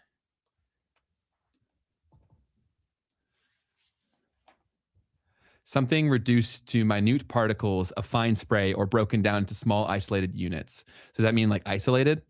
Is that what he means by that? Like, yeah, I guess kind of in that way, like separated into different little tiny little groups, which is true, dude. It's so funny because here's a very powerful thought experiment, guys, is that pay attention to how you're different when you're around different people. You are. Like you just are, right? You're a different person when you're around. It's not necessarily even being fake. It's just part of the human condition. When I'm around my grandma, am I going to be as crazy as I am around my friends? Obviously not. I'm still the same person, but I'm a different person. So when you can, and so that happens just from like social contracts that you have that you're not even aware that you're a part of. Now, how much faster can that happen when you're subconsciously doing social contracts here too? Yep. Saw a couple comments, man. Go for it. Matthew, you're funny. What? He said release the M&M files. M&M files. That'd be some boring shit, dude. And then someone said commented on our title for the stream. The Orky. Saying what? Even the title, they are coming for your crypto, is kind of playing into this topic. Sure.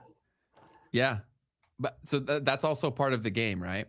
If I make a video titled Keith and Ben break down the crypto legislation, who's watching that, right? Yeah, there's two things of it, right? Like first is what is the actual content, right? Because that's what I think we're more talking about. At least that's what I think about, and what matters to me is totally what are you actually doing? Yes. Not how are you packaging it. That's it, right? Because, and that's an important distinction. And I totally get where they're coming from with that. And we also try to toe a line. Like I could be way more clickbaity with the stuff that we do for our titles and thumbnails. So I think it's all about understanding the game that you're in, being realistic about that, and then hoping that substance that's provided is constructive.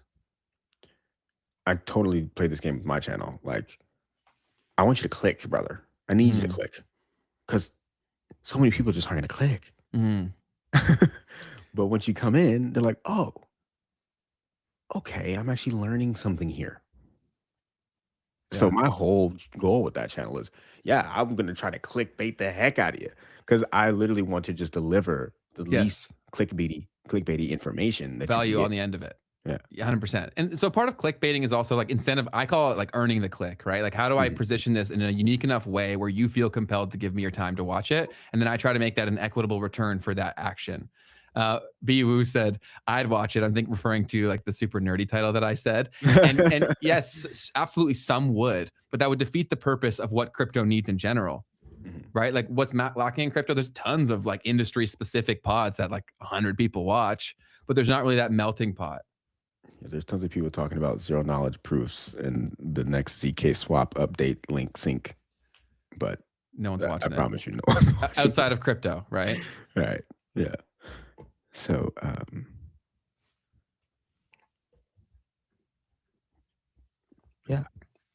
folks, I think we went through most of the legislation. One thing that we did kind of not fully go over was two major things. One of them is the meme coin kind of thing. We didn't really talk about that too much. Really, the only thing to say is that they updated, the SEC updated their view on meme coins in 2025, right as the president launched his. They came out and made it clear that it's okay to do that. Yeah. Full reign there. And then the other thing that we didn't really talk too much about is kind of some of the things that happened around the collectibles and the NFTs throughout all of this. Yeah, and that was really the motivation for this episode, because we're eventually going to launch an NFT project. And in doing that, because of Keith's background, he's like, whoa, before we do any of this, let's make sure that we're following all the laws, not screwing ourselves at all. And so that's why we're like, okay, why don't we talk about this? Because there's a lot of things that people don't talk about. And there's also like, I had even some confusion on a lot of this, because I see people do a lot of the things that they're probably not supposed to be doing. Correct. Like a lot of projects, even stuff that I've purchased, like the people who run them, like scream, like, you should, like, this is a good buy. Like, you know what I mean? So like, what are the rules when it comes to NFTs? Yeah. So, well, I'll walk through some of the cases, right? Yes, We'll just talk about it through precedent. 2023, you had the SEC versus Impact Theory. I don't know if you've heard of them. I've never heard of that before. So this is one of the first major SEC enforcement actions involving NFTs. What happened was this company sold NFTs called Founders Keys. They raised about $30 million in that process. The major claim was that the NFTs were sold as an investment opportunity. Buyers were told that the company would build a media empire. The NFTs would increase in value because of this. And that made these unregistered securities. So the outcome was that the company settled with the SEC, paid over $6 million in penalties after raising $30 million, agreed to destroy the remaining NFTs and remove any royalties off of them as well. And this was the first official SEC case declaring NFTs as securities. 2023, you also had another one that was called Stoner Cats. This was a celebrity project. So you had an animated series that was backed by Ashton Kutcher, Mila Kunis, and other celebrities. They sold NFTs to fund a show that they were going to do. And they raised around $8 million to do that. Now, the SEC's claims were that NFTs were marketed as an investment with resale value potential. The outcome was a settlement of a $1 million penalty, destroyed the unsold NFTs, and set up a compensation fund. So these are two of the most prominent things where things went wrong. And what it seems like usually is occurring in these processes is that regulators are looking at how the thing was marketed, not as much of what it is technically. Got it. Okay. So it's the messaging around it. Yes. And there's one other thing that I did see, though, because one thing that is mechanically interesting is when you are, for instance, it starts to turn into a thing when if you allow the other people who own the NFTs to participate in the revenue share, that's a no-no, right? All the transactions in it, right? Because now you're creating a common enterprise. Yes, in that matter. That makes sense. So, do you have something else? Yeah. Well, just the checklist is like, if you're promising profits, if you're saying we're going to build value into this thing, talk about floor price increases or using any language around investment returns or early investors, this is what triggers issues most of the time. Interesting. And that makes sense. And so we had a comment here from Trills Network. They've had a good one a good few throughout this episode, so I'll throw it up. LOL, Bored Apes. I blame Gary Vee for pushing that BS. Yeah, Gary Vee is obviously the biggest face for this, and I think he will be somewhat vindicated in the future as things do come back. But why Bored Apes has had such a colossal like drop down is, of course, NFTs in general have, but also if it is a social phenomenon, you got to break down the social phenomenon taking place, right? So who was getting involved in Bored Apes? They were the most fickle people around. Right? That's why it's so different from something like CryptoPunks, is because the CryptoPunks was far more connected to like the cypherpunks movement and shit like that. So there was a far more of a deeply rooted belief in terms of what the ownership of that asset meant. Whereas Bored Apes was so transactional. It was like, like, it's not to throw shade, but like if Nelk Boys was an NFT project, I feel like it would be Bored Apes. Do you know what I'm saying? So like, that's just, that's not I'm not saying that's good or bad. I'm just saying it's fickle. Like they're not in it for like the long term. They'll bounce to the next thing the next time. And I believe even Bored Apes, I'm sorry, I believe Nelk even did an NFT project that I don't know if they've done much with since. But if you're saying that it's a collectible, who's collecting it matters. Like, why is Pokemon worth so much shit? People love Pokemon, dude. Right? Like if you're buying a card, it's because you actually love that shit. Most definitely, man. Yeah. So that's the difference here too. It's like if it's art, if it's a collectible, if it's a community thing, no promises of profits, no centralized weirdness about the distributions and stuff. I guess like that is kind of more. So what if I go the other way? If you buy our NFT project, you're lighting your money on fire. You will never make money from this. Because we're going to launch it. And I want it to be purely as a collectible. And I actually think that's why it'll be fun, because people won't make money here, I don't think, but people will like holding it. Do you know what I'm saying? Which is kind of like the whole point, where some of the NFTs that I own, it's like why do I still have the old video games that I used to play, the physical copies? It's just like a cool little ownership thing. I think where it went wrong is it got people in it that didn't really care. They were strictly there to make money. That's really what NFT mania was. Right. Was people just trying to dump bags on people, which is why it left people with such a bad taste in their mouth when it came to NFTs, which I totally understand. I think they need to do a full-on rebrand on what the technology is, because if people actually understood what it was, there are so many amazing experiences that can be created through that. Like one of the projects that we want to build, it's like pretty integral around the technology, right? But people won't know that that's what they're doing. That's why it will work. You're talking about like just a totally different project.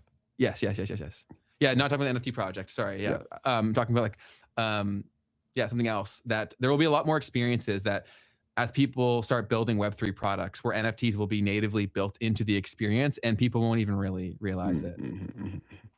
Right. Yeah, man. So it's super exciting to think about. Yeah. It'd be cool. Yeah, no, it'll be fun. And also, I haven't said that yet. So if you do want to sign up for the waiting list for that, it's in the description box down below. You're signing up for the opportunity to buy a collectible with no guarantee of making anything on it or anybody having a desire to want to buy it from you after. So that's it. NFTs, I have a place if there's a reason to hold it other than a JPEG that can be copied. Yeah, so they've really tried to sell the whole utility form in it, and very few people executed on that well, right? So utility with an NFT would mean you get perks for owning or holding the NFT, because that in turn would create more demand. So Pudgy Penguin's actually probably done the best of this out of any project. So all the holders of Pudgy just were given access to a free little Pudgy. So that was the companion project that typically how it works is, so like Pudgy's kind of the use case for this, and they're really making this whole IP business structure for Web3 in real time. So they're kind of pioneering this. But we've talked about this before about the alignment vehicle, right? Of having different layers of alignment. And so they created that through giving back to the people who supported them first. So if you were holding a Pudgy, you got given a little Pudgy for free, which is basically like giving them an airdrop or free money.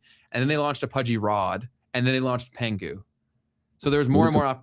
What's a Pudgy Rod? So a Pudgy Rod is really silly. I think there may, but like Luca's really smart. So like he may find ways to interact this with future things, but it's literally like an NFT of a fishing rod. Okay. So it's like the third layer of alignment within their ecosystem. So it's higher than Pengu, but lower than everything else. Huh. So is your NFT project for people who only live in the US, or can we invest worldwide? So first of all, you're not investing, you'd be collecting. But I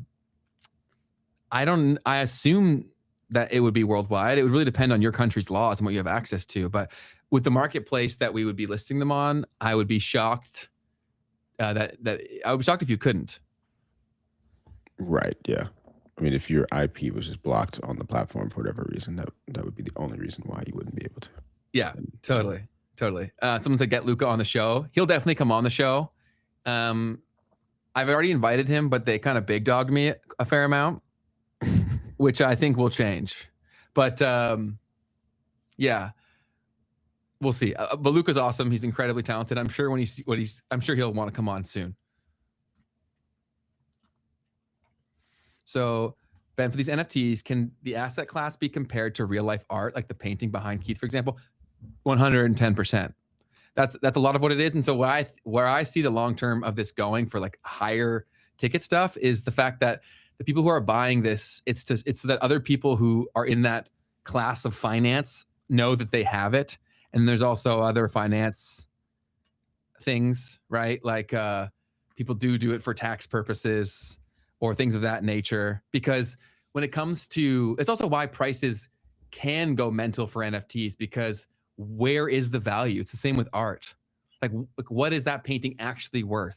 How do you quantify that? It's impossible, right? Because the market is the people who give a shit about that, and they're usually rich.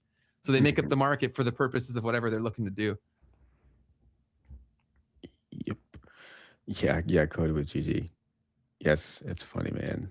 Luca's he's an OG guy. It's like he's not even just a crypto guy. He's not a crypto guy at all. Actually, no, really. That's why I was so like had so much conviction with Pudgy, because I was like, oh, he's just competing against people who it's not fair. Right. It's so unfair, dude. Like so I was like, yeah, okay. Like this is so, and he's also playing a very long game that people don't get. And maybe this is a good time to segue into the card. The card. So Pudgy Penguins. Oh yeah. Pudgy absolutely. Penguins launched I don't want to say anything that's wrong, but some sort of credit card where you can make IRL purchases through Visa, and there's some sort of connection to the whole Pudgy Penguin ecosystem, which I said this to Keith last night, where I was like, why aren't they doing this? Like when I saw this, I was like, this is so obvious. Like, why would they not compete with TradFi people by giving them some sort of crazy like buying incentives, because they have the tools to do it through something like their Pengu coin, right? So then here's a card. It looks super cute too, which I think will also help quite a bit. So today, Pengu enters the world of consumer finance. They've got a Pengu card on Visa in collaboration with Cast. I guess they are a credit card sort of provider. So essentially, Pengu card benefits are available globally, acts across 150 million merchants now, right? That's crazy.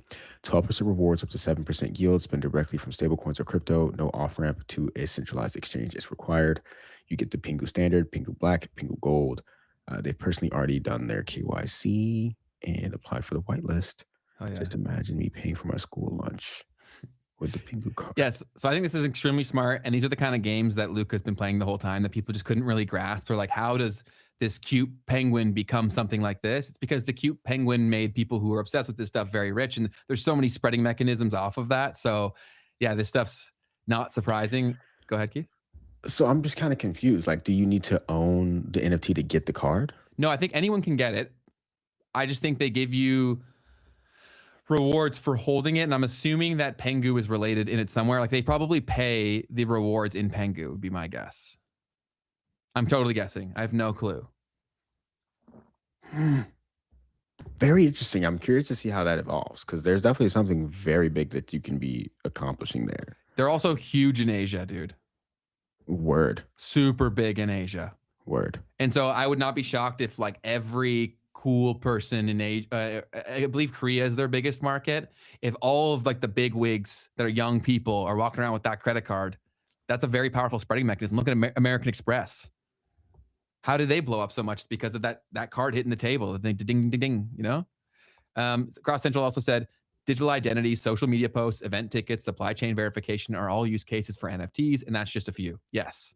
I think people got lost in the extraction that was taking place with NFT mania and lost sight of the things that can happen. And I will still hold true on this prediction that I made a long time ago, that I think the delay for GTA is this stuff.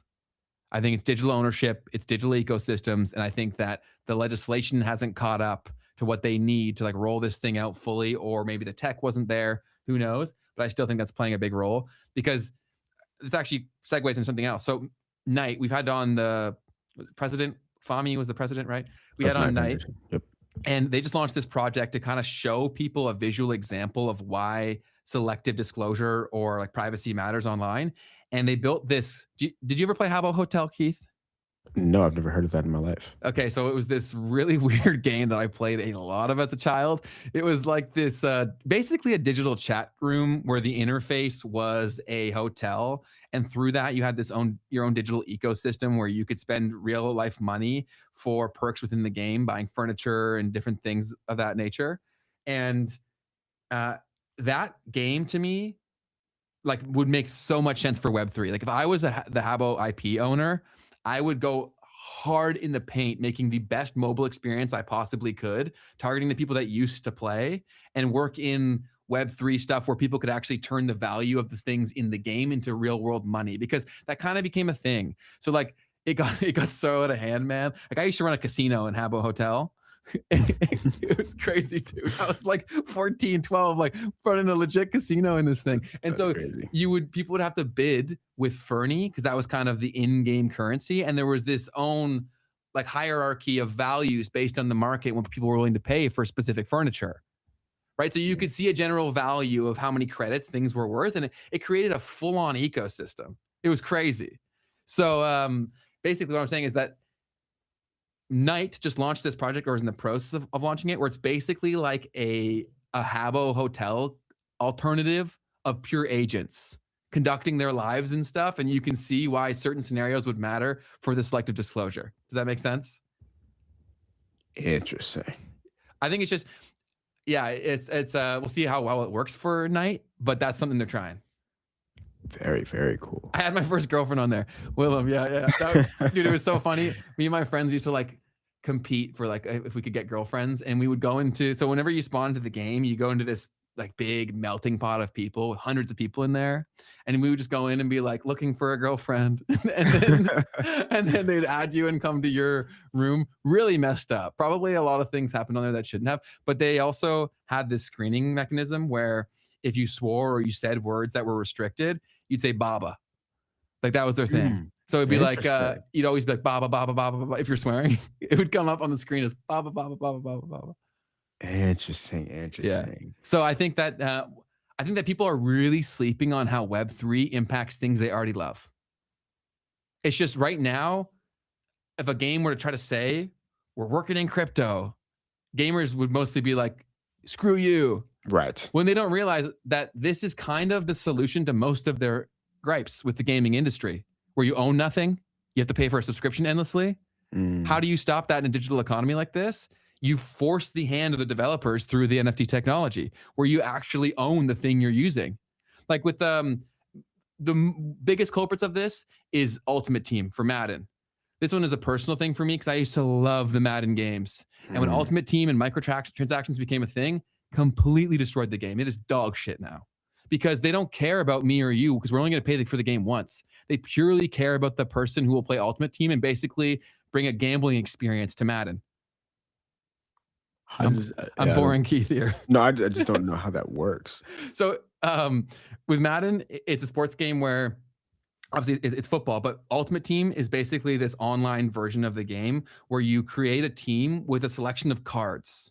So it creates this whole degree of like risk and chance to it, and also an in-game currency and ecosystem. It's where most of the money is made for the entire series. So it's all they care about. So the game is shit now. They're just really focused on that. Yeah, FIFA. So Matthew gets it. This hits too close home to home. Excuse me. I play FIFA. I got some buddies that have paid like 10K plus for their FIFA bullshit. And then they get nothing that they can then resell. Bro, Keith, every year they got to start from scratch pretty much. Like how they pulled off this scam, man, I will never know. That's crazy. Yeah. Very, very interesting. Yes, you definitely have made this make sense. So with NFTs, basically, if the technology is the mainstream standard, you force the hand of EA. Right? If you can get, because the only problem that they have is they have enough money to sign these exclusivity agreements. So like with who? With the leagues themselves.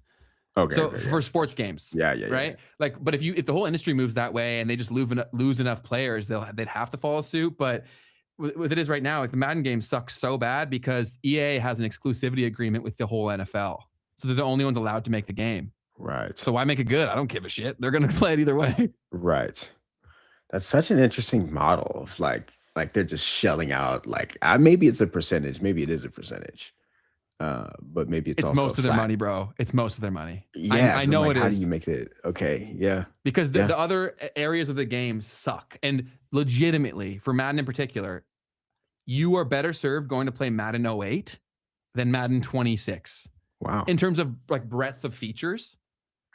I used to get Madden every Christmas and I would run downstairs and I would start the franchise mode. And that thing was like in depth. And now they suck. And I was playing on a freaking Xbox. You know what I'm saying? But they stopped iterating on it. Because they didn't have to. Yeah. That's such an interesting thought. Because I was always like, I do remember playing some of those games and I'm like, oh, this is going to get to where it's like GTA. Or it's going to like get to where it's like Sims. It's kind of like what I would have wanted out of that experience. It's like, I want to like live the life of that player, of that coach. Yeah. And You know they still have like some modes of that, but they suck. Like it's like the little like dialogue thing, Yeah. I'm sure, to some extent, where you kind of like choose what you want to say. Totally. Yeah. And so Bigfoot stepped and said, last Madden I played was 08. That was probably my favorite Madden ever. So you've got great taste. And then someone else said no concussions in Madden. Yeah, that was a big issue that they had from a PR standpoint. So they may have removed it as a potential injury from the game. They removed it as a potential injury. I think so. Wait, I think that's what they're saying. Because it was horrible PR when people realized how bad football was for their brain. Right? I'm thinking that they might have been forced to put it in the game because that is a real thing that occurs. But no, I see. Yeah. The optics is what I'm saying. Yeah, no, I get it. And I don't know if it could still be in there. I'm not saying that it's I haven't played a game in years because they become so shit. But do kids even play these days? I feel like they're just on TikTok doom scrolling. Now they still play a lot of games, but they play games targeted to them. Right? Like I think a lot more people play mobile games that now, like some silly like Clash and shit like that. So many mobile games, dude. Yeah. I never really, okay, maybe when I was like super young, when the iPhone first came out, there was like this roller coaster game. I don't even remember what it was called. That was a thing. And then there was a little bit of a time where I played the Temple Run. Temple Run went hard in the paint, dude. or Cut the Rope. I never played that one. Did you see that clip that I sent you of Kanye saying how the iPhone was really like the games were just preconditioning people to get to use the services like Tinder and Instagram? I didn't see it. So fascinating. I saw you sent it, but I didn't watch it. Yeah, you're good. I'll forgive you this time. But basically he's saying, he's like, look, everyone was playing this game where you had to swipe up like on Angry Birds. It's just fun. He's like, they were training your behavior. What happened next? Instagram rolls out. Wow. Tinder rolls out. Wow. Because getting people to do something that is completely new to them, way harder than people realize. Once people have done the upfront work to train the behavior, building on that becomes way easier. Like one app in particular that we're building, if I was to start that from scratch, impossible for me to do. But so many other things have been built around it that I can now. You know what I'm saying? But should we open up the chat? Chat. What is up, chat? Did we show all the memes that we have, or did we show any of them? We got some news. We got some memes. Okay, let's run through it. Sorry, I just went ham there. All right, let me give y'all some of the news because it's been an interesting. Mobile gambling's going crazy right now. Yes, that is true. Hours. Yeah, dude, that's definitely what's happened. It's such a weird thing because you just like, why wouldn't you just like, you don't need another device. You just use your phone. Yeah. And you're always on it. So you're always playing games. And I hate seeing that stuff, dude. I don't know why, but it just gets under my skin. I'm like, bruh. Like the one chance that you would have to not be on your device, you're using it to play a game right now. But anyways, I guess that's just my own personal gripe.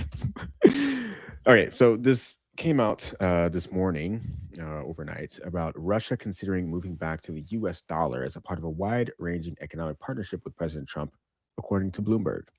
This partnership would include 1, the US and Russia working together on fossil fuels, 2, joint investments in natural gas, 3, offshore oil and critical raw material partnerships, 4, windfalls for US companies, 5, Russia's return to the USD settlement system. If finalized, this deal would change the global economy. Wow. So I thought this was very fascinating because obviously the whole narrative has been, well, Russia and China and BRICS are all trying to get away from the US dollar. Well, if maybe this whole time the reason Trump is so cool with Mr. Putin is because, well, actually, if we get you to come over to the US side of the equation, then the rest of them probably don't have that much of a chance. And this also plays into how Trump can continue to maybe, let me think about this. Maybe that also allows him to bully Europe because Europe actually kind of needs Russian oil, right? And so if he can get Russia to side with him, then he can also kind of reassert his influence over Europe. Maybe I'm not thinking about that right. But anyways. I think they're definitely gonna try to push for this. I saw Tucker Carlson basically lobbying this idea to get a pulse check to like the Republican side. I saw some of his content and I'm like, oh, they're testing the waters here. You know what I mean? to see how people respond, to see how they need to deliver this message. So I would imagine it's probably part of their plan. Yeah, I mean, it's been clear the whole time that Trump has never really been super.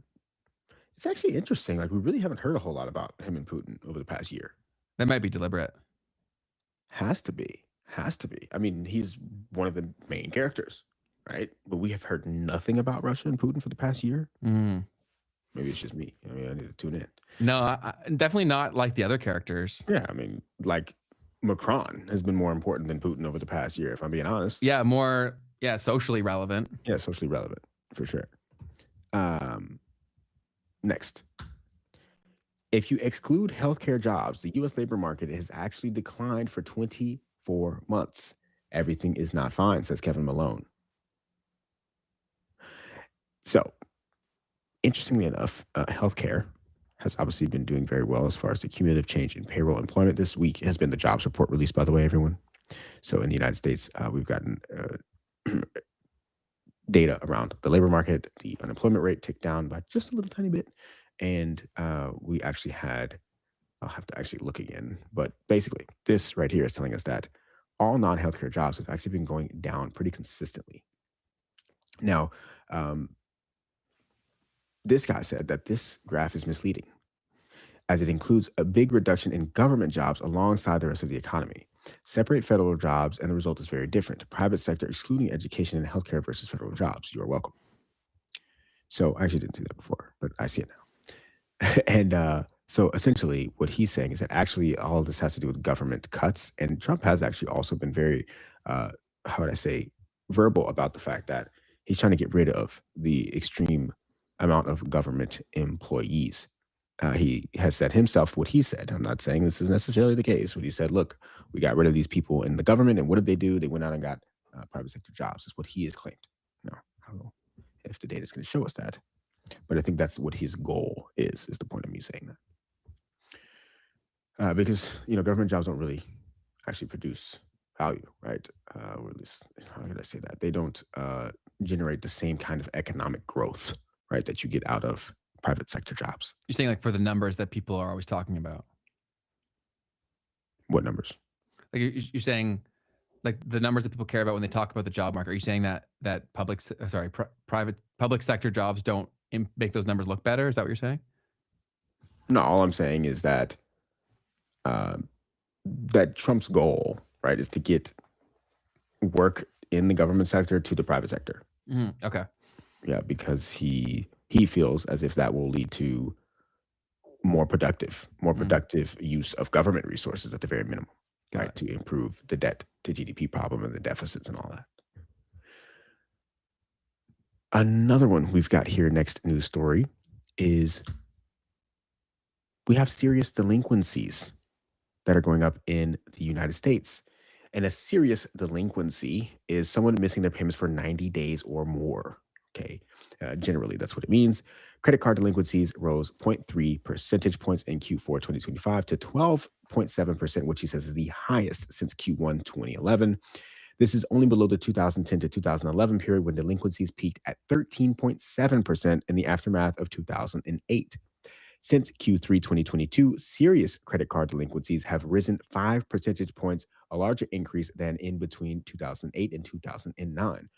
At the same time, transitions into 90-day plus days delinquent credit card debt rose another 10 basis points. So young Americans are being hit the hardest, with the 18 to 29 and 30 to 39 age groups transitioning into serious delinquency rates of 9.5% and 8.6% respectively.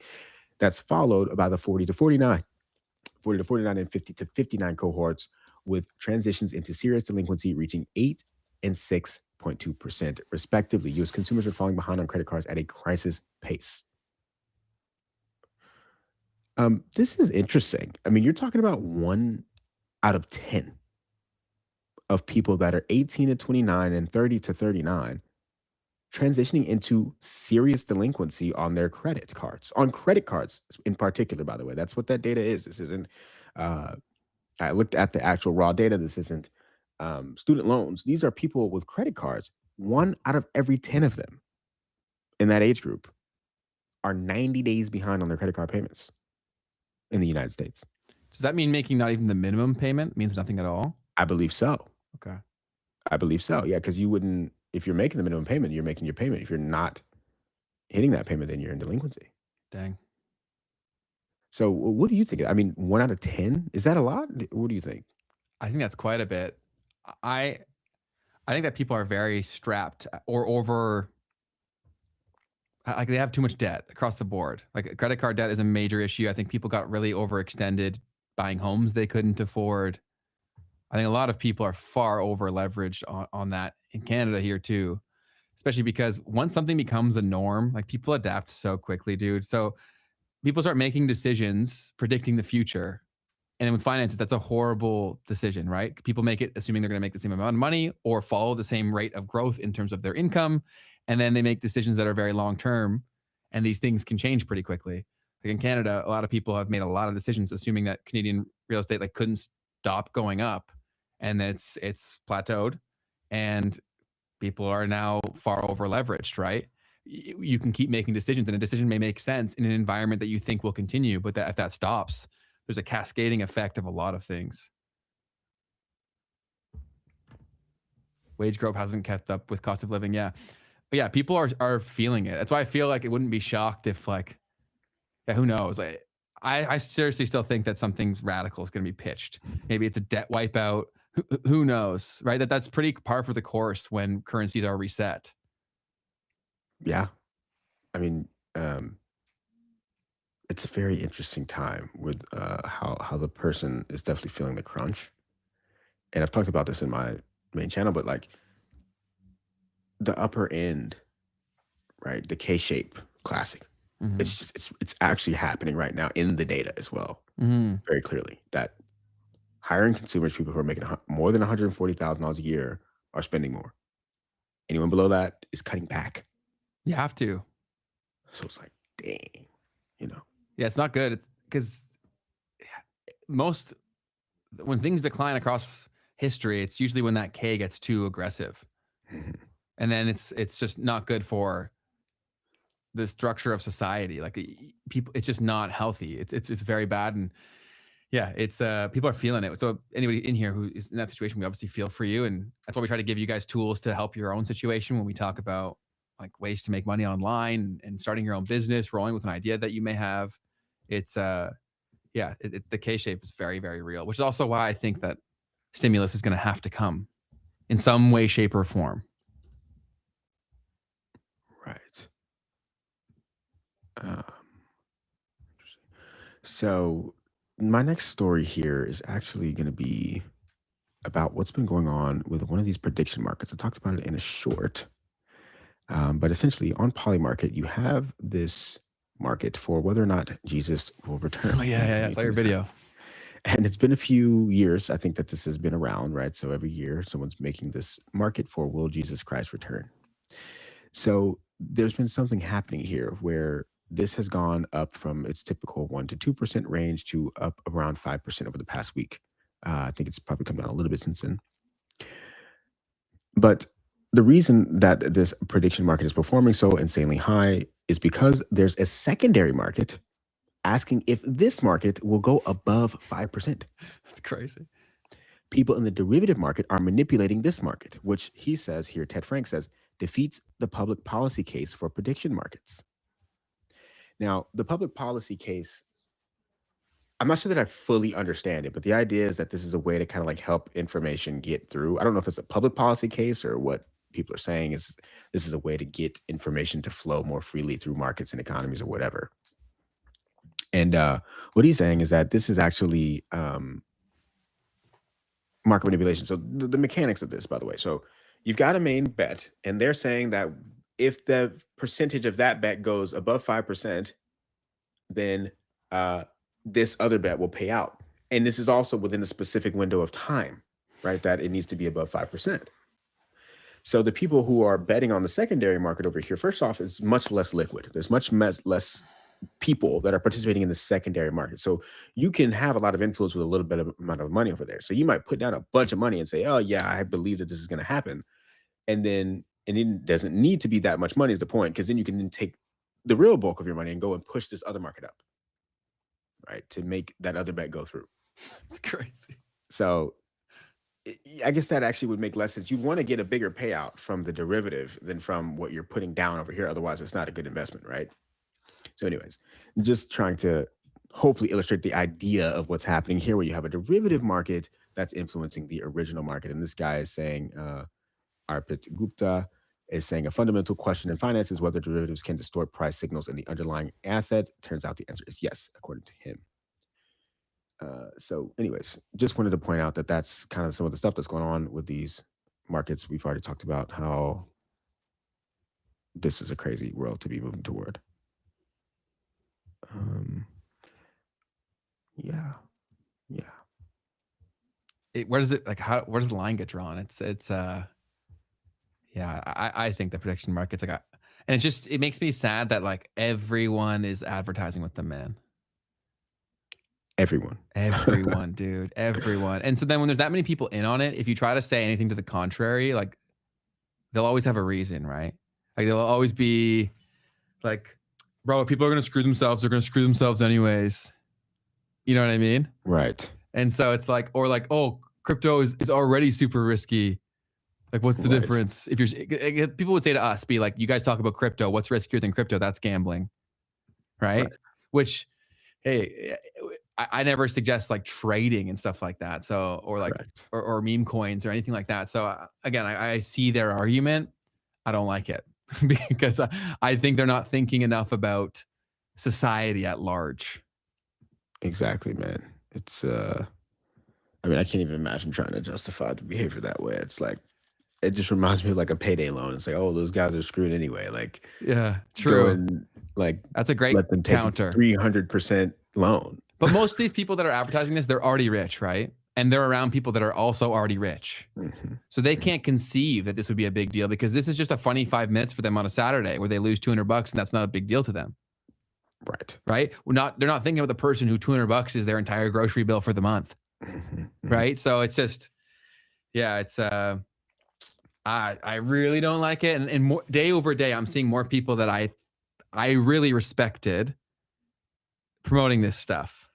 Right. And it's like, I've gambled in my life and I've gambled before, but I think people really think that their experience is universal, right? So because I can gamble during the football season and then not touch it for like 8-9 months, thinking that's normal is naive, right? Because I also have a lot of things going on in my life, right? So I have a lot of things that I can positively put my energy towards. Most people who don't have these constant stimulus things, what's going to be more entertaining than that? Right. So I just think the empathy is pretty low and across a lot of people that are pushing these things. And these prediction markets are getting added to these bank apps and stuff too, man. It's crazy, bro. It's insane. And then they'll always try to talk about how that's an advantage for the traders and stuff. And it's like, yeah, maybe it is. That's tough. Like, Would you ever have someone on who like runs one of those prediction markets? Oh, it'd be awesome to hear from them. Yeah. I'd love to hear from them and how they, I mean, how do you even respond to this conversation, bro? I mean, seriously, I genuinely want to know how you respond to that. And even just, how does it work? How are people getting screwed? Yeah, true. Yeah, and then we can do a sniff test. It's just people would also give us shit for platforming them too, right? Yeah, I mean, I feel like that argument is done now. We've seen people get deplatformed, and that not like is that ever the answer? It's kind of like the Streisand effect you're saying, right? Yeah, and it's just like, why can't we have the conversation then? Like, isn't that the whole point, is to hear someone say some stuff that you know is wrong? Like, yeah, this is funny. The youth is being spawn camped. Did you ever play Call of Duty?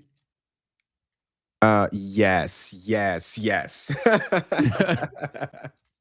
Yo, that's so. That's wild, bro. Yeah, that's funny, but that's so sad. It is true. We were talking about this even last night, where like young men, who do they follow, dude, for like good advice? Like, how can you even blame them for like having a bad outcome or being lazy or any of these things when look who their role models were and the only options were in the places they were hanging out? It's just bad, dude. And even the ones that are like kind of helping, they're usually amidst a sea of just like gross behavior. Yeah, man. I'm still trying to think about like the platforming thing, because it's like, yes, but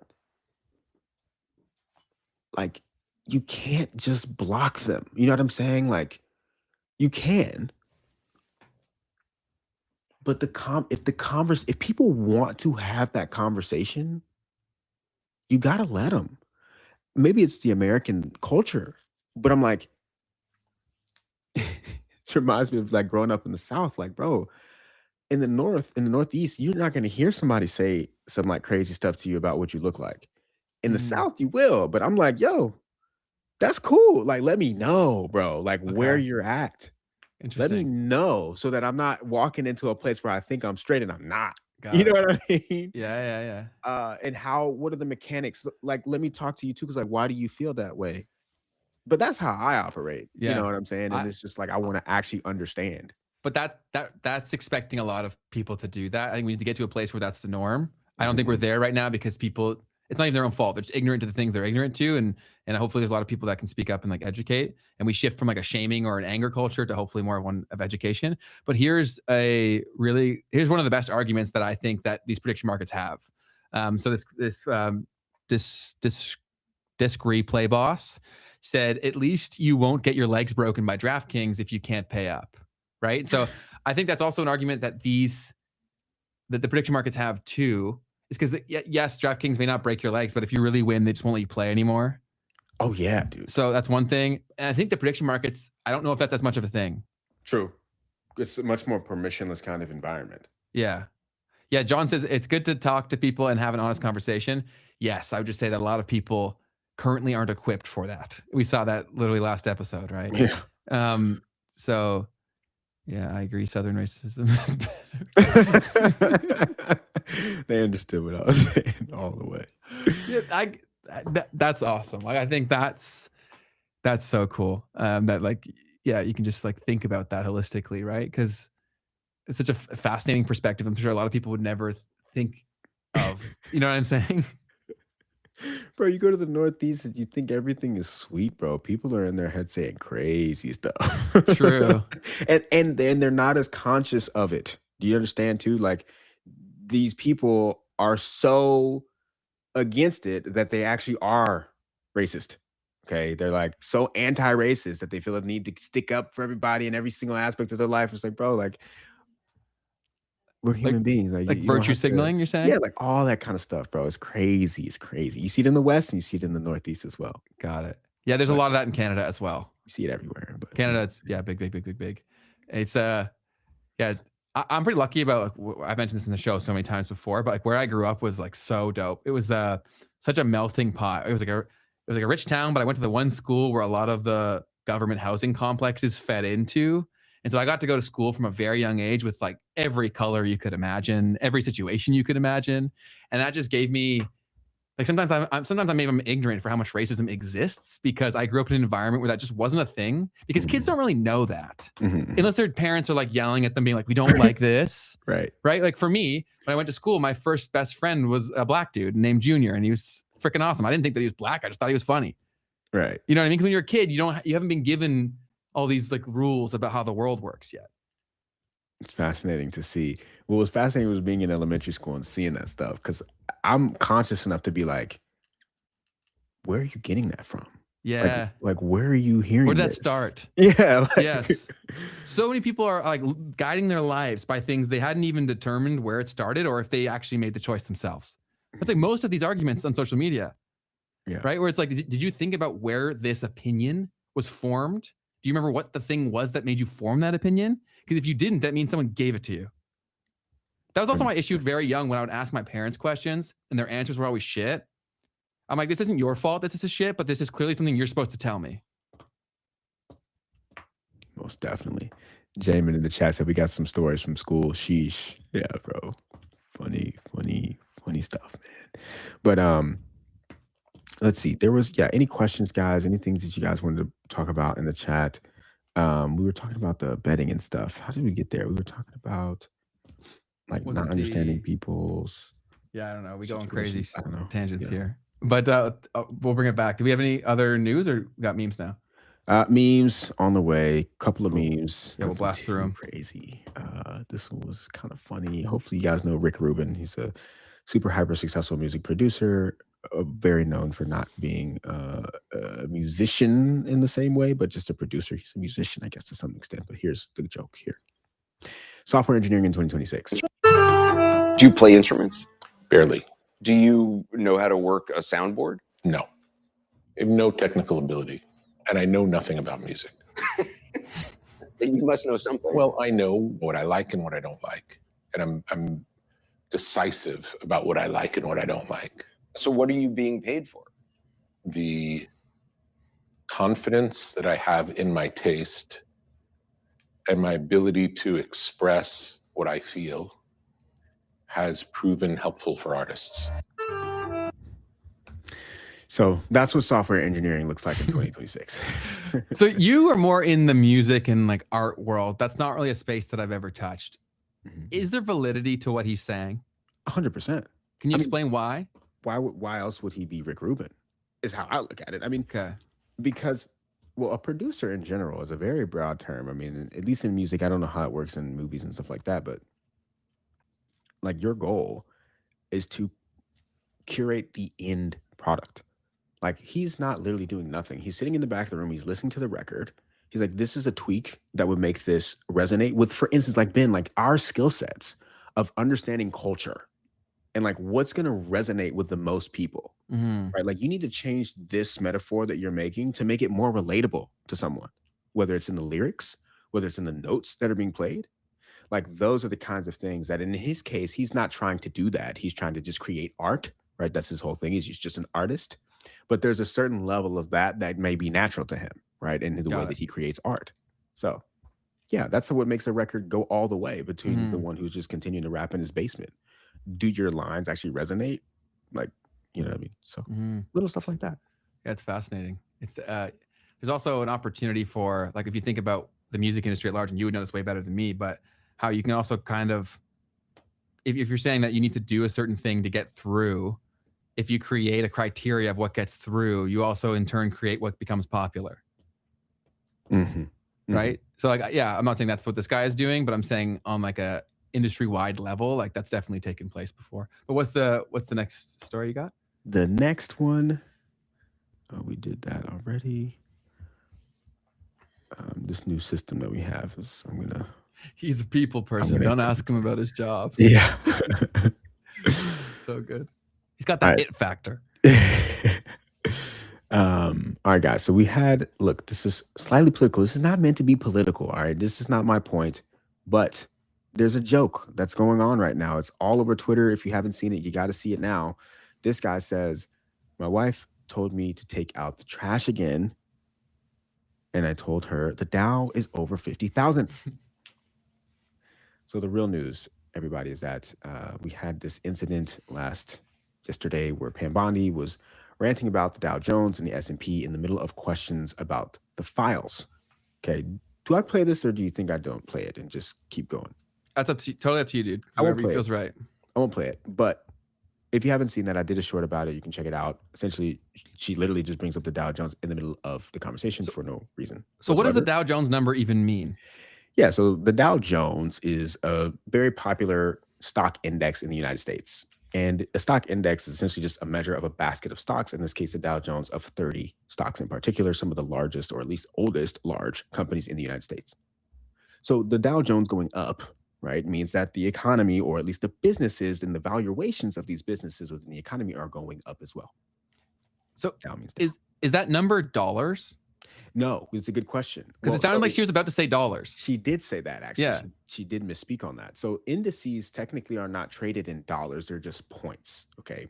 And so you look at it from a relative perspective of percentage points. Now, that can be confusing for different reasons, but yeah, the index itself is not a dollar amount. That's correct. So you can trade ETFs of the indexes as well. This is another thing that sometimes is not necessarily understood. The index is just a number. It's just an index. The ETFs are ETFs that track that index. Okay, so the ETFs takes the same stocks that are in the index, picks them out for you, and you buy the ETF. And they're doing the process of making sure that it stays within the weights of what the actual index is on your behalf. That's why you pay a fee in the ETF.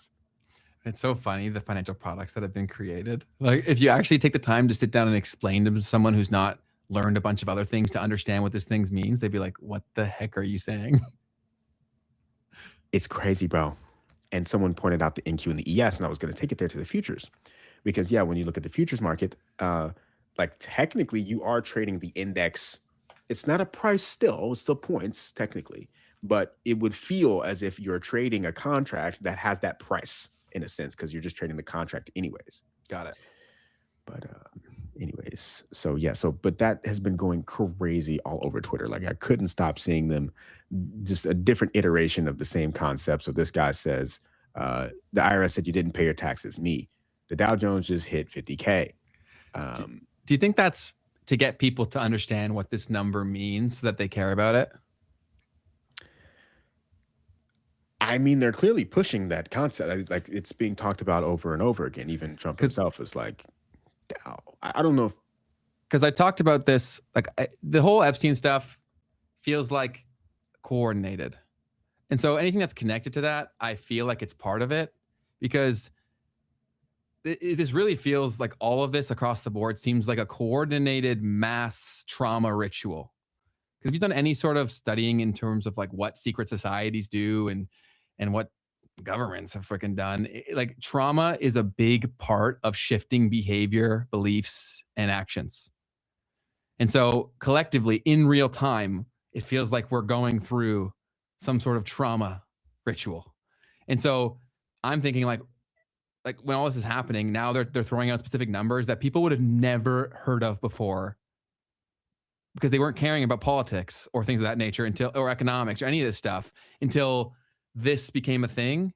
And so I'm very weary of anything that is being thrown in as like stuff like this, right? Like why did she scream about that number? Do you know what I'm saying?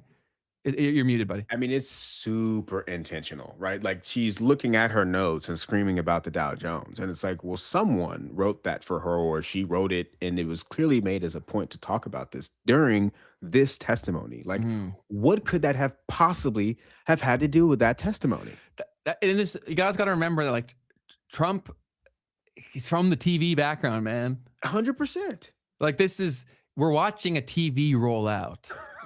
Like and these numbers for him are like ratings, right? So like he cares about views and he cares about these numbers because he knows what to do to make you feel in a way that gives you these numbers movement, right? And that's also with the whole Epstein stuff. Like my prediction, and this is also, so Professor Jang said this a few months ago and it didn't really resonate with me until about last night, where he's like, he called this way earlier. So this is totally him. He's like, there won't be anything super bad about Trump in these files. This is Jang saying this. He said, and he said, because it'll paint the picture that he was fighting the deep state, because anything else that happened if it was for that fight, justified.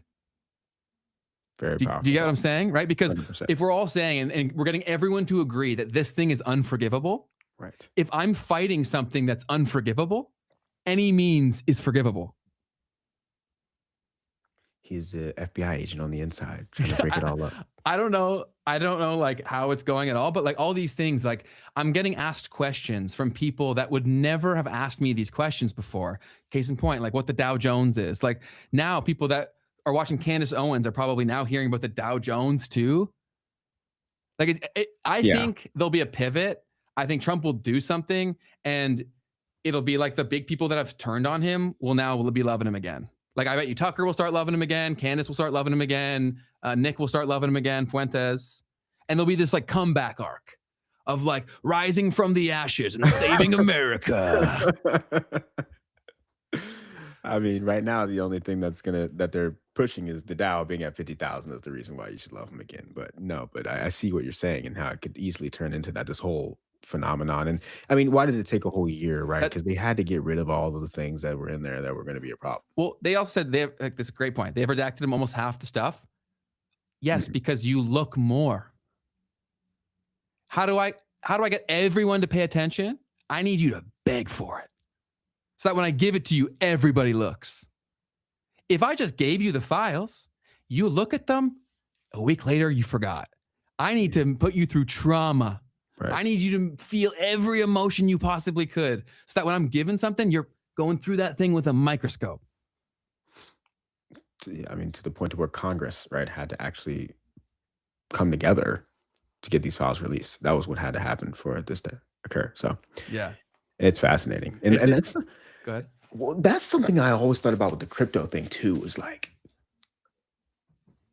such an interesting phenomenon of like, can you get to the point to where people are pressuring Congress to do something and like Bandersnatch on Netflix?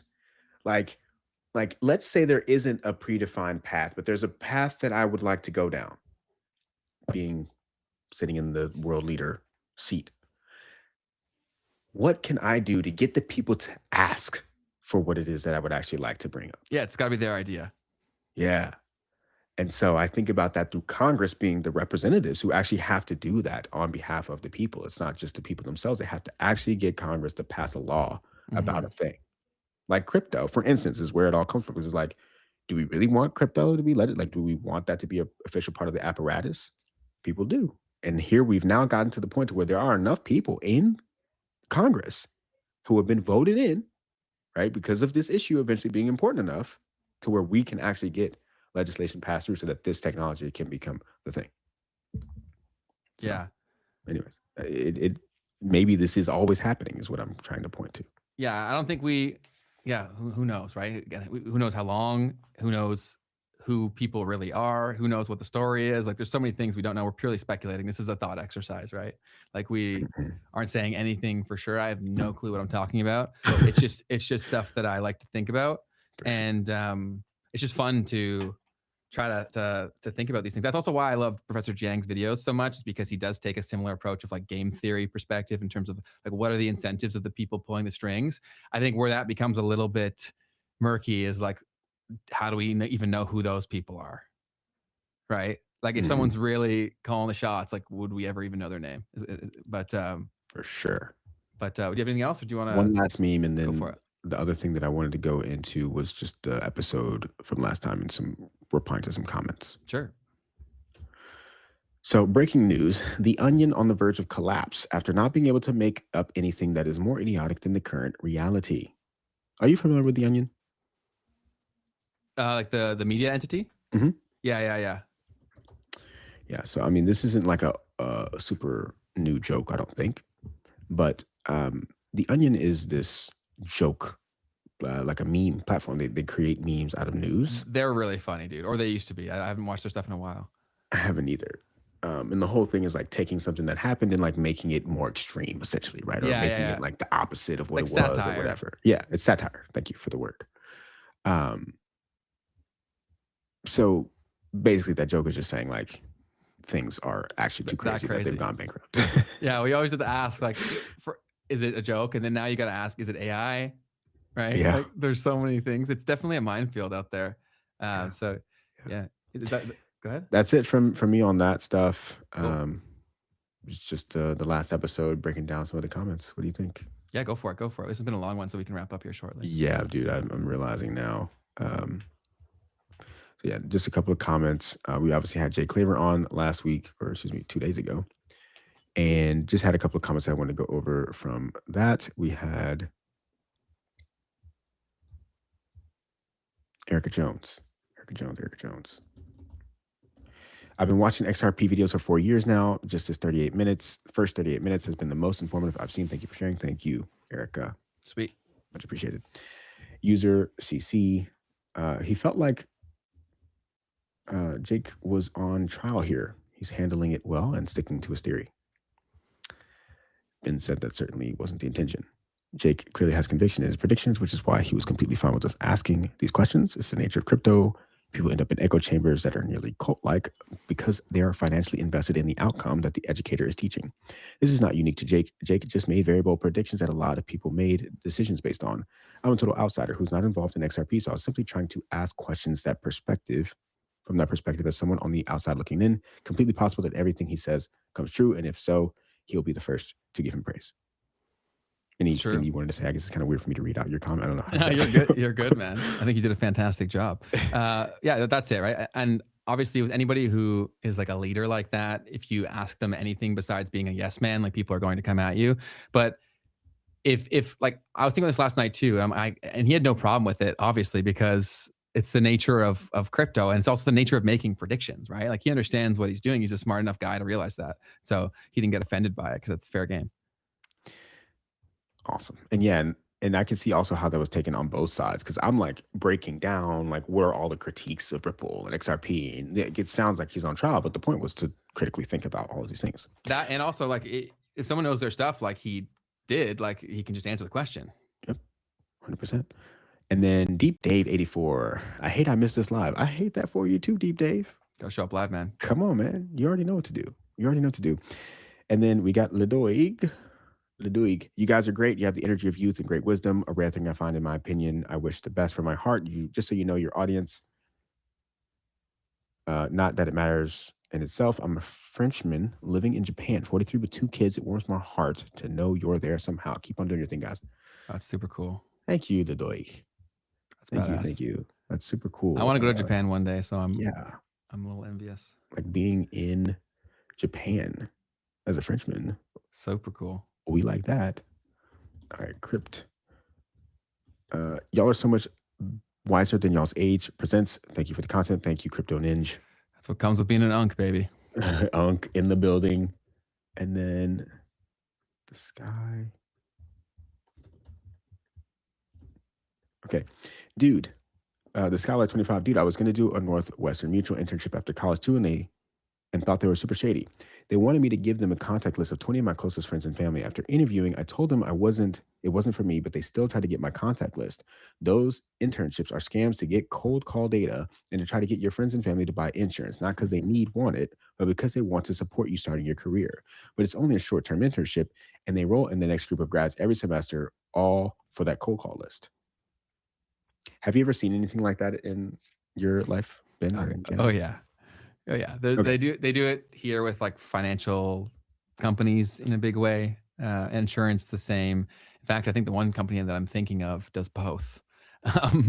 But yeah, it's definitely a thing. It's maybe it's not illegal, but yeah, definitely not illegal or anything like that. It's just one of those things where you don't really know, because it sounds so. They did such a great job of marketing that concept of a financial advisor. Yeah, right. But that's usually how it goes. All right, last couple things. Deep Dave said, "Hey Keith and Ben." Oh no, Deep Dave. Maybe he deleted it. I don't know. There was a lot of comments on this one.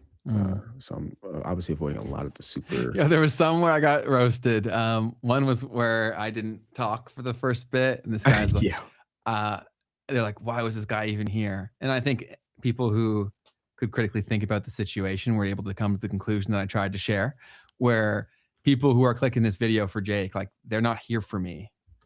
Do you know what I'm saying? And so I said, most of the people who wanted this episode aren't here for me. So I let them discuss those subjects early and contributed later. And then that same person commented twice. And then our try to find the other one because right here, because our buddy chimed in for us. I think it was Thomas. Yeah. He said, bro, great vid. What about Ben? He's sitting there, not good. What's the point of having him on? Not a good look, man.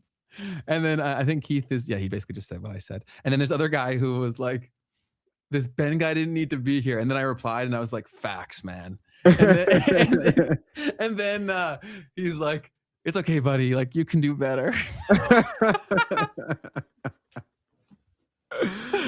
He's like, but that's also what's really needed, guys, right? So obviously I'm trolling the shit out of that guy, but look how quickly he became nice. Right? It is like, because I've done this enough times where if I ever try to like combat, even if I'm combating in an educational way, people always just get their hair up, where I was just like, facts, man. Like, I sucked it. And then he's like, you can do better, buddy. Don't quit. Just do your best. Bless you, bro. Like, what an angel.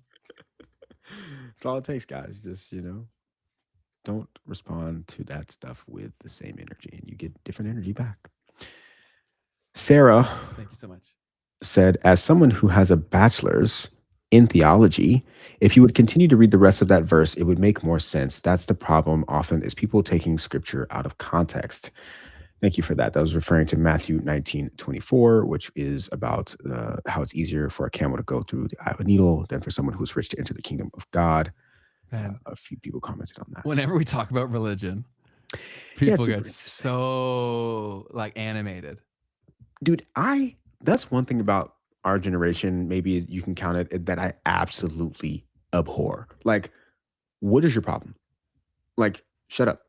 Sorry, but it's not about the religion. I'm not here to talk about the religion. We're talking about the principles. Text. Yes. Like, we're literally reading the text. So, anyways. No, I think that's totally fair. There's just so much attached, and it's got to be partially just naturally how things go and partially maybe deliberate, where when you're talking about one thing, like, it's impossible to just zoom in on what you're talking about. People always throw in things that aren't related. Almost always. Yeah, man. Last comment. Yellow FCR. Hey, y'all new to the channel. This is my favorite podcast episode I have watched in the last year, and it's not even close. Incredible conversation. Y'all absolutely. They can't see your screen. Are you trying to show the screen? Oh, just talking to myself. It's great. We love listening to it, but I couldn't see. Y'all absolutely nailed it. Great guest too. Absolutely going to be watching more M&M. Yellow FCR said, "Thank you, Yellow FCR." But wait, come back to the next one before you start talking like that. Yeah, Will. I think Will have my back on one of them too. Appreciate you, Will. Appreciate you big time. Yes, sir. Yes, sir. So, anyways, that's it for me, man. I guess if there was anything else that you wanted to bring up in, or nah, I'll bring up the NFT waitlist again one more time. That was really the inspiration for this episode, and we appreciate you guys just chopping it up with us. Like, this shit's always so fun for me, honestly. Like, and to be transparent, like, I've been in online entrepreneurship for a very long time, and I've worked so much on so much stuff by myself. And the fact that I get to do this stuff and like share all the shit that I've learned with you guys makes this so much more exciting for me. And when I get to work, when I'm done, I'm like amped about it, right? Because if I go learn some cool shit, I can bring it to the show, and like maybe that'll trigger someone starting a business. And then like, so it makes me like, I feel it right now. Just like, yeah, I just want to say thank you guys. Cause like I was pretty down on like life and stuff before the show quite a bit. And that because it's so easy to get trapped in that, you know what I mean? Especially because I'm quite isolated because my full business is online. All my employees are online. So I interact with people all the time, but it's not like the human connection. And I think if we're talking about the interface of an online experience, I think this is as close as we can get with current technological limitations. Yep. So thank you guys so much. And yeah, if you do want to sign up for the NFT wait list, you're under no obligation to mint if you do sign up for that. That's just going to be the list that I send information to about that minting. Yeah, absolutely. Definitely check out that if you're in any way interested in the NFTs. And obviously, as we like to say, is Spotify, guys. Yeah, come on, guys. There's like 166 people here live. I'm going to push you on this one because we're sitting at only 50 which is obviously we're grateful, but like we can get that up to triple digits. Every Like- time I show this, I get you guys to see I'm showing you guys my music preferences. Okay. I'm giving you guys my music preferences just so that you'll come over here, please. And it's easy to find too. It's in the description box of this episode. So all you got to do is go find the Spotify link, open that thing up. They'll make you listen to it for a bit, and then you're able to give a 5-star, which is what we would like. So if you could give us 5 stars, that'd be awesome. Because with they don't like I mentioned this before, but I think it's important to explain why we're asking for things, because people get fatigued by call to actions because the creators don't do a very good job explaining like why, right? They just say like subscribe, and then it's like, okay, but like, why? Right? Which is why we've tried to align the incentives of the things that we ask for to make sense for you, right? Like if you're here live, you want the show to grow because we get more guests, right? And why is there a reason to subscribe? Because it's only ever live streams, right? So this is literally like a culmination of like 8 years of thought, right? Like to this, like how do we deliver this in a way that is better, so it doesn't get to where things start to become not as fun? But long way of saying, please give us a 5-star. Please do it. A couple of things I did see in the chat. I know we're supposed to get out of here. Cross Central, Keith, how did you build your resume and break into the tokenization space? Guys, there was no resume needed to do that at the time, and you still don't need a resume. If you go for these things where there's no one there, I literally told you, I reached out to the person who was the subject of an article. Like I was just like, hey, would love to figure out a way to work with you. Here's the things that I care about. The end. But yeah, so. Totally. Yeah. Guys, stop asking for permission. Please. If there's one thing that I can give you, if you're watching this show, you probably have a dream. You have something you want to build. Stop asking for permission. That is what stops everyone from doing their shit. Always, man. Because people are always like, the amount of times I hear it's not that simple. The only reason it's not that simple is because there's something there you're not seeing that's blocking you because you're looking for some sort of validation. So if you need it, here's your validation. Go do the thing. I'm like thinking to myself, because I also feel like I literally wrote them an article. That's what I think I did. And this is great. Sorry, this is great. Oh, first time watching a YouTube live. We'd love to hear that. We'd love to hear that. Sick. Sorry, I cut you off, Keith. Go ahead. No, shout out to YouTube. Yeah, that's awesome. No, I was just saying, I think I literally shot them a DM on LinkedIn with an article that I had already written, type of thing. Cool. But anyways, yeah. Tight. Yeah. Whatever it is, guys, like if there's something that you think you can't, even if you've tried before, try again, because the tools have changed. It's a lot like there's more lanes. And so get out there, get connected with people that you look up to, and use the internet in ways that amplify your life. We already know 1,000,001 reasons why it makes your life worse, but why don't we obsess over the ways in which it makes our life amazing? Access to unlimited education, access to meeting one of the best people I've ever met that I've never even met, named Keith B. Right? Like this is living display of how we can make this awesome. And it doesn't need to be like these grandiose, massive things. Like I think it's really cool that I love seeing like smaller creators connecting with other smaller creators, or even people that don't create content. If there's someone that you really like their stuff, like DM them and tell them that, or like leave a comment and tell them that. This, like things can get a lot better if we change our behavior with how we use these tools. 125,000%. Cool. Well, if y'all last chance for any questions, because we're gonna wrap up. This might be our longest stream ever. Which is fascinating because it didn't feel like it, dude. Like it always feels like 2 minutes, dude. And that's the symptom of a great conversation, right? Like that's always what I've been so excited about in life, is just like learning, you know what I mean? And seeing what makes other people tick. That's one of my biggest strengths and cons. Like I obsess over a person when I'm talking to them. And so I want to know like whatever they care about. Why do you love it? And then when they tell me when they want something, I'm like, here's exactly how you get it. You know what I'm saying? And so sometimes that rubs people the wrong way. But when people get out of their own way and they just like execute and they learn along the way and they figure it out, it's crazy what you can achieve. Cool. Most definitely, man. Sensei K, that's fire. Well, Sensei, interesting, because I think there's a guy on YouTube called Sensei K. Ah, dang. But I think they are making the joke at the same time. Got it. Is it worth going to university to study economics in this day and age? my opinion. This is not advice.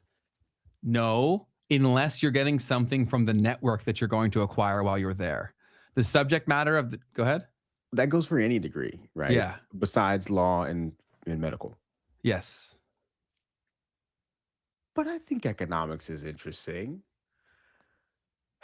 Like economics is one of those ones where you can do like, okay, economics and philosophy, maybe history, like the things that you actually don't need to go to university for at all. Economics kind of be harder to learn on your own. You think so with AI and stuff? You got to know what actually matters, though. But isn't that all isn't that largely being rewritten? I think that's probably the most major point that you could make right now, is that like none of the economics is always a field that never actually is, like, a lot of people call it like it's a social science, you know what I mean? So it's not really science. It's always evolving. But anyways, sorry.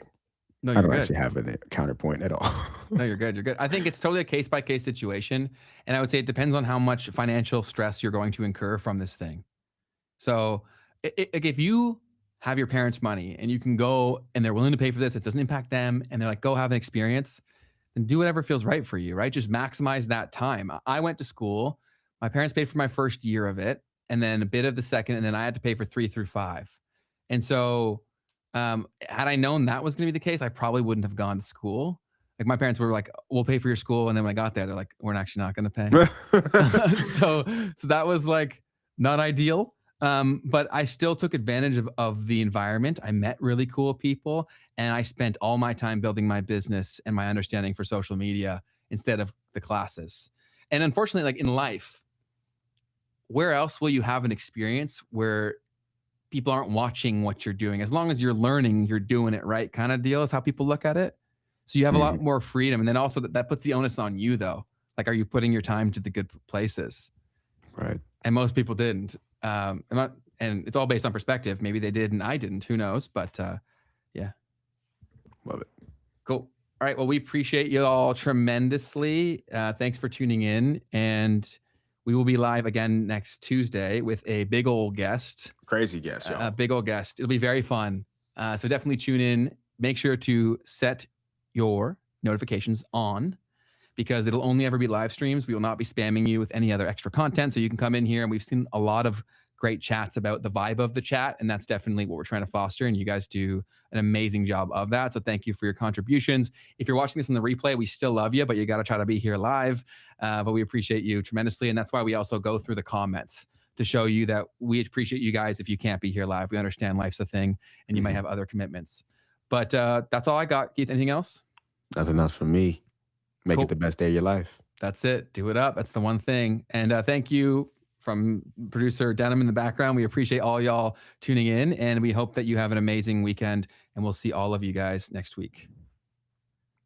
Appreciate y'all. Peace. All right. I'll pull us off.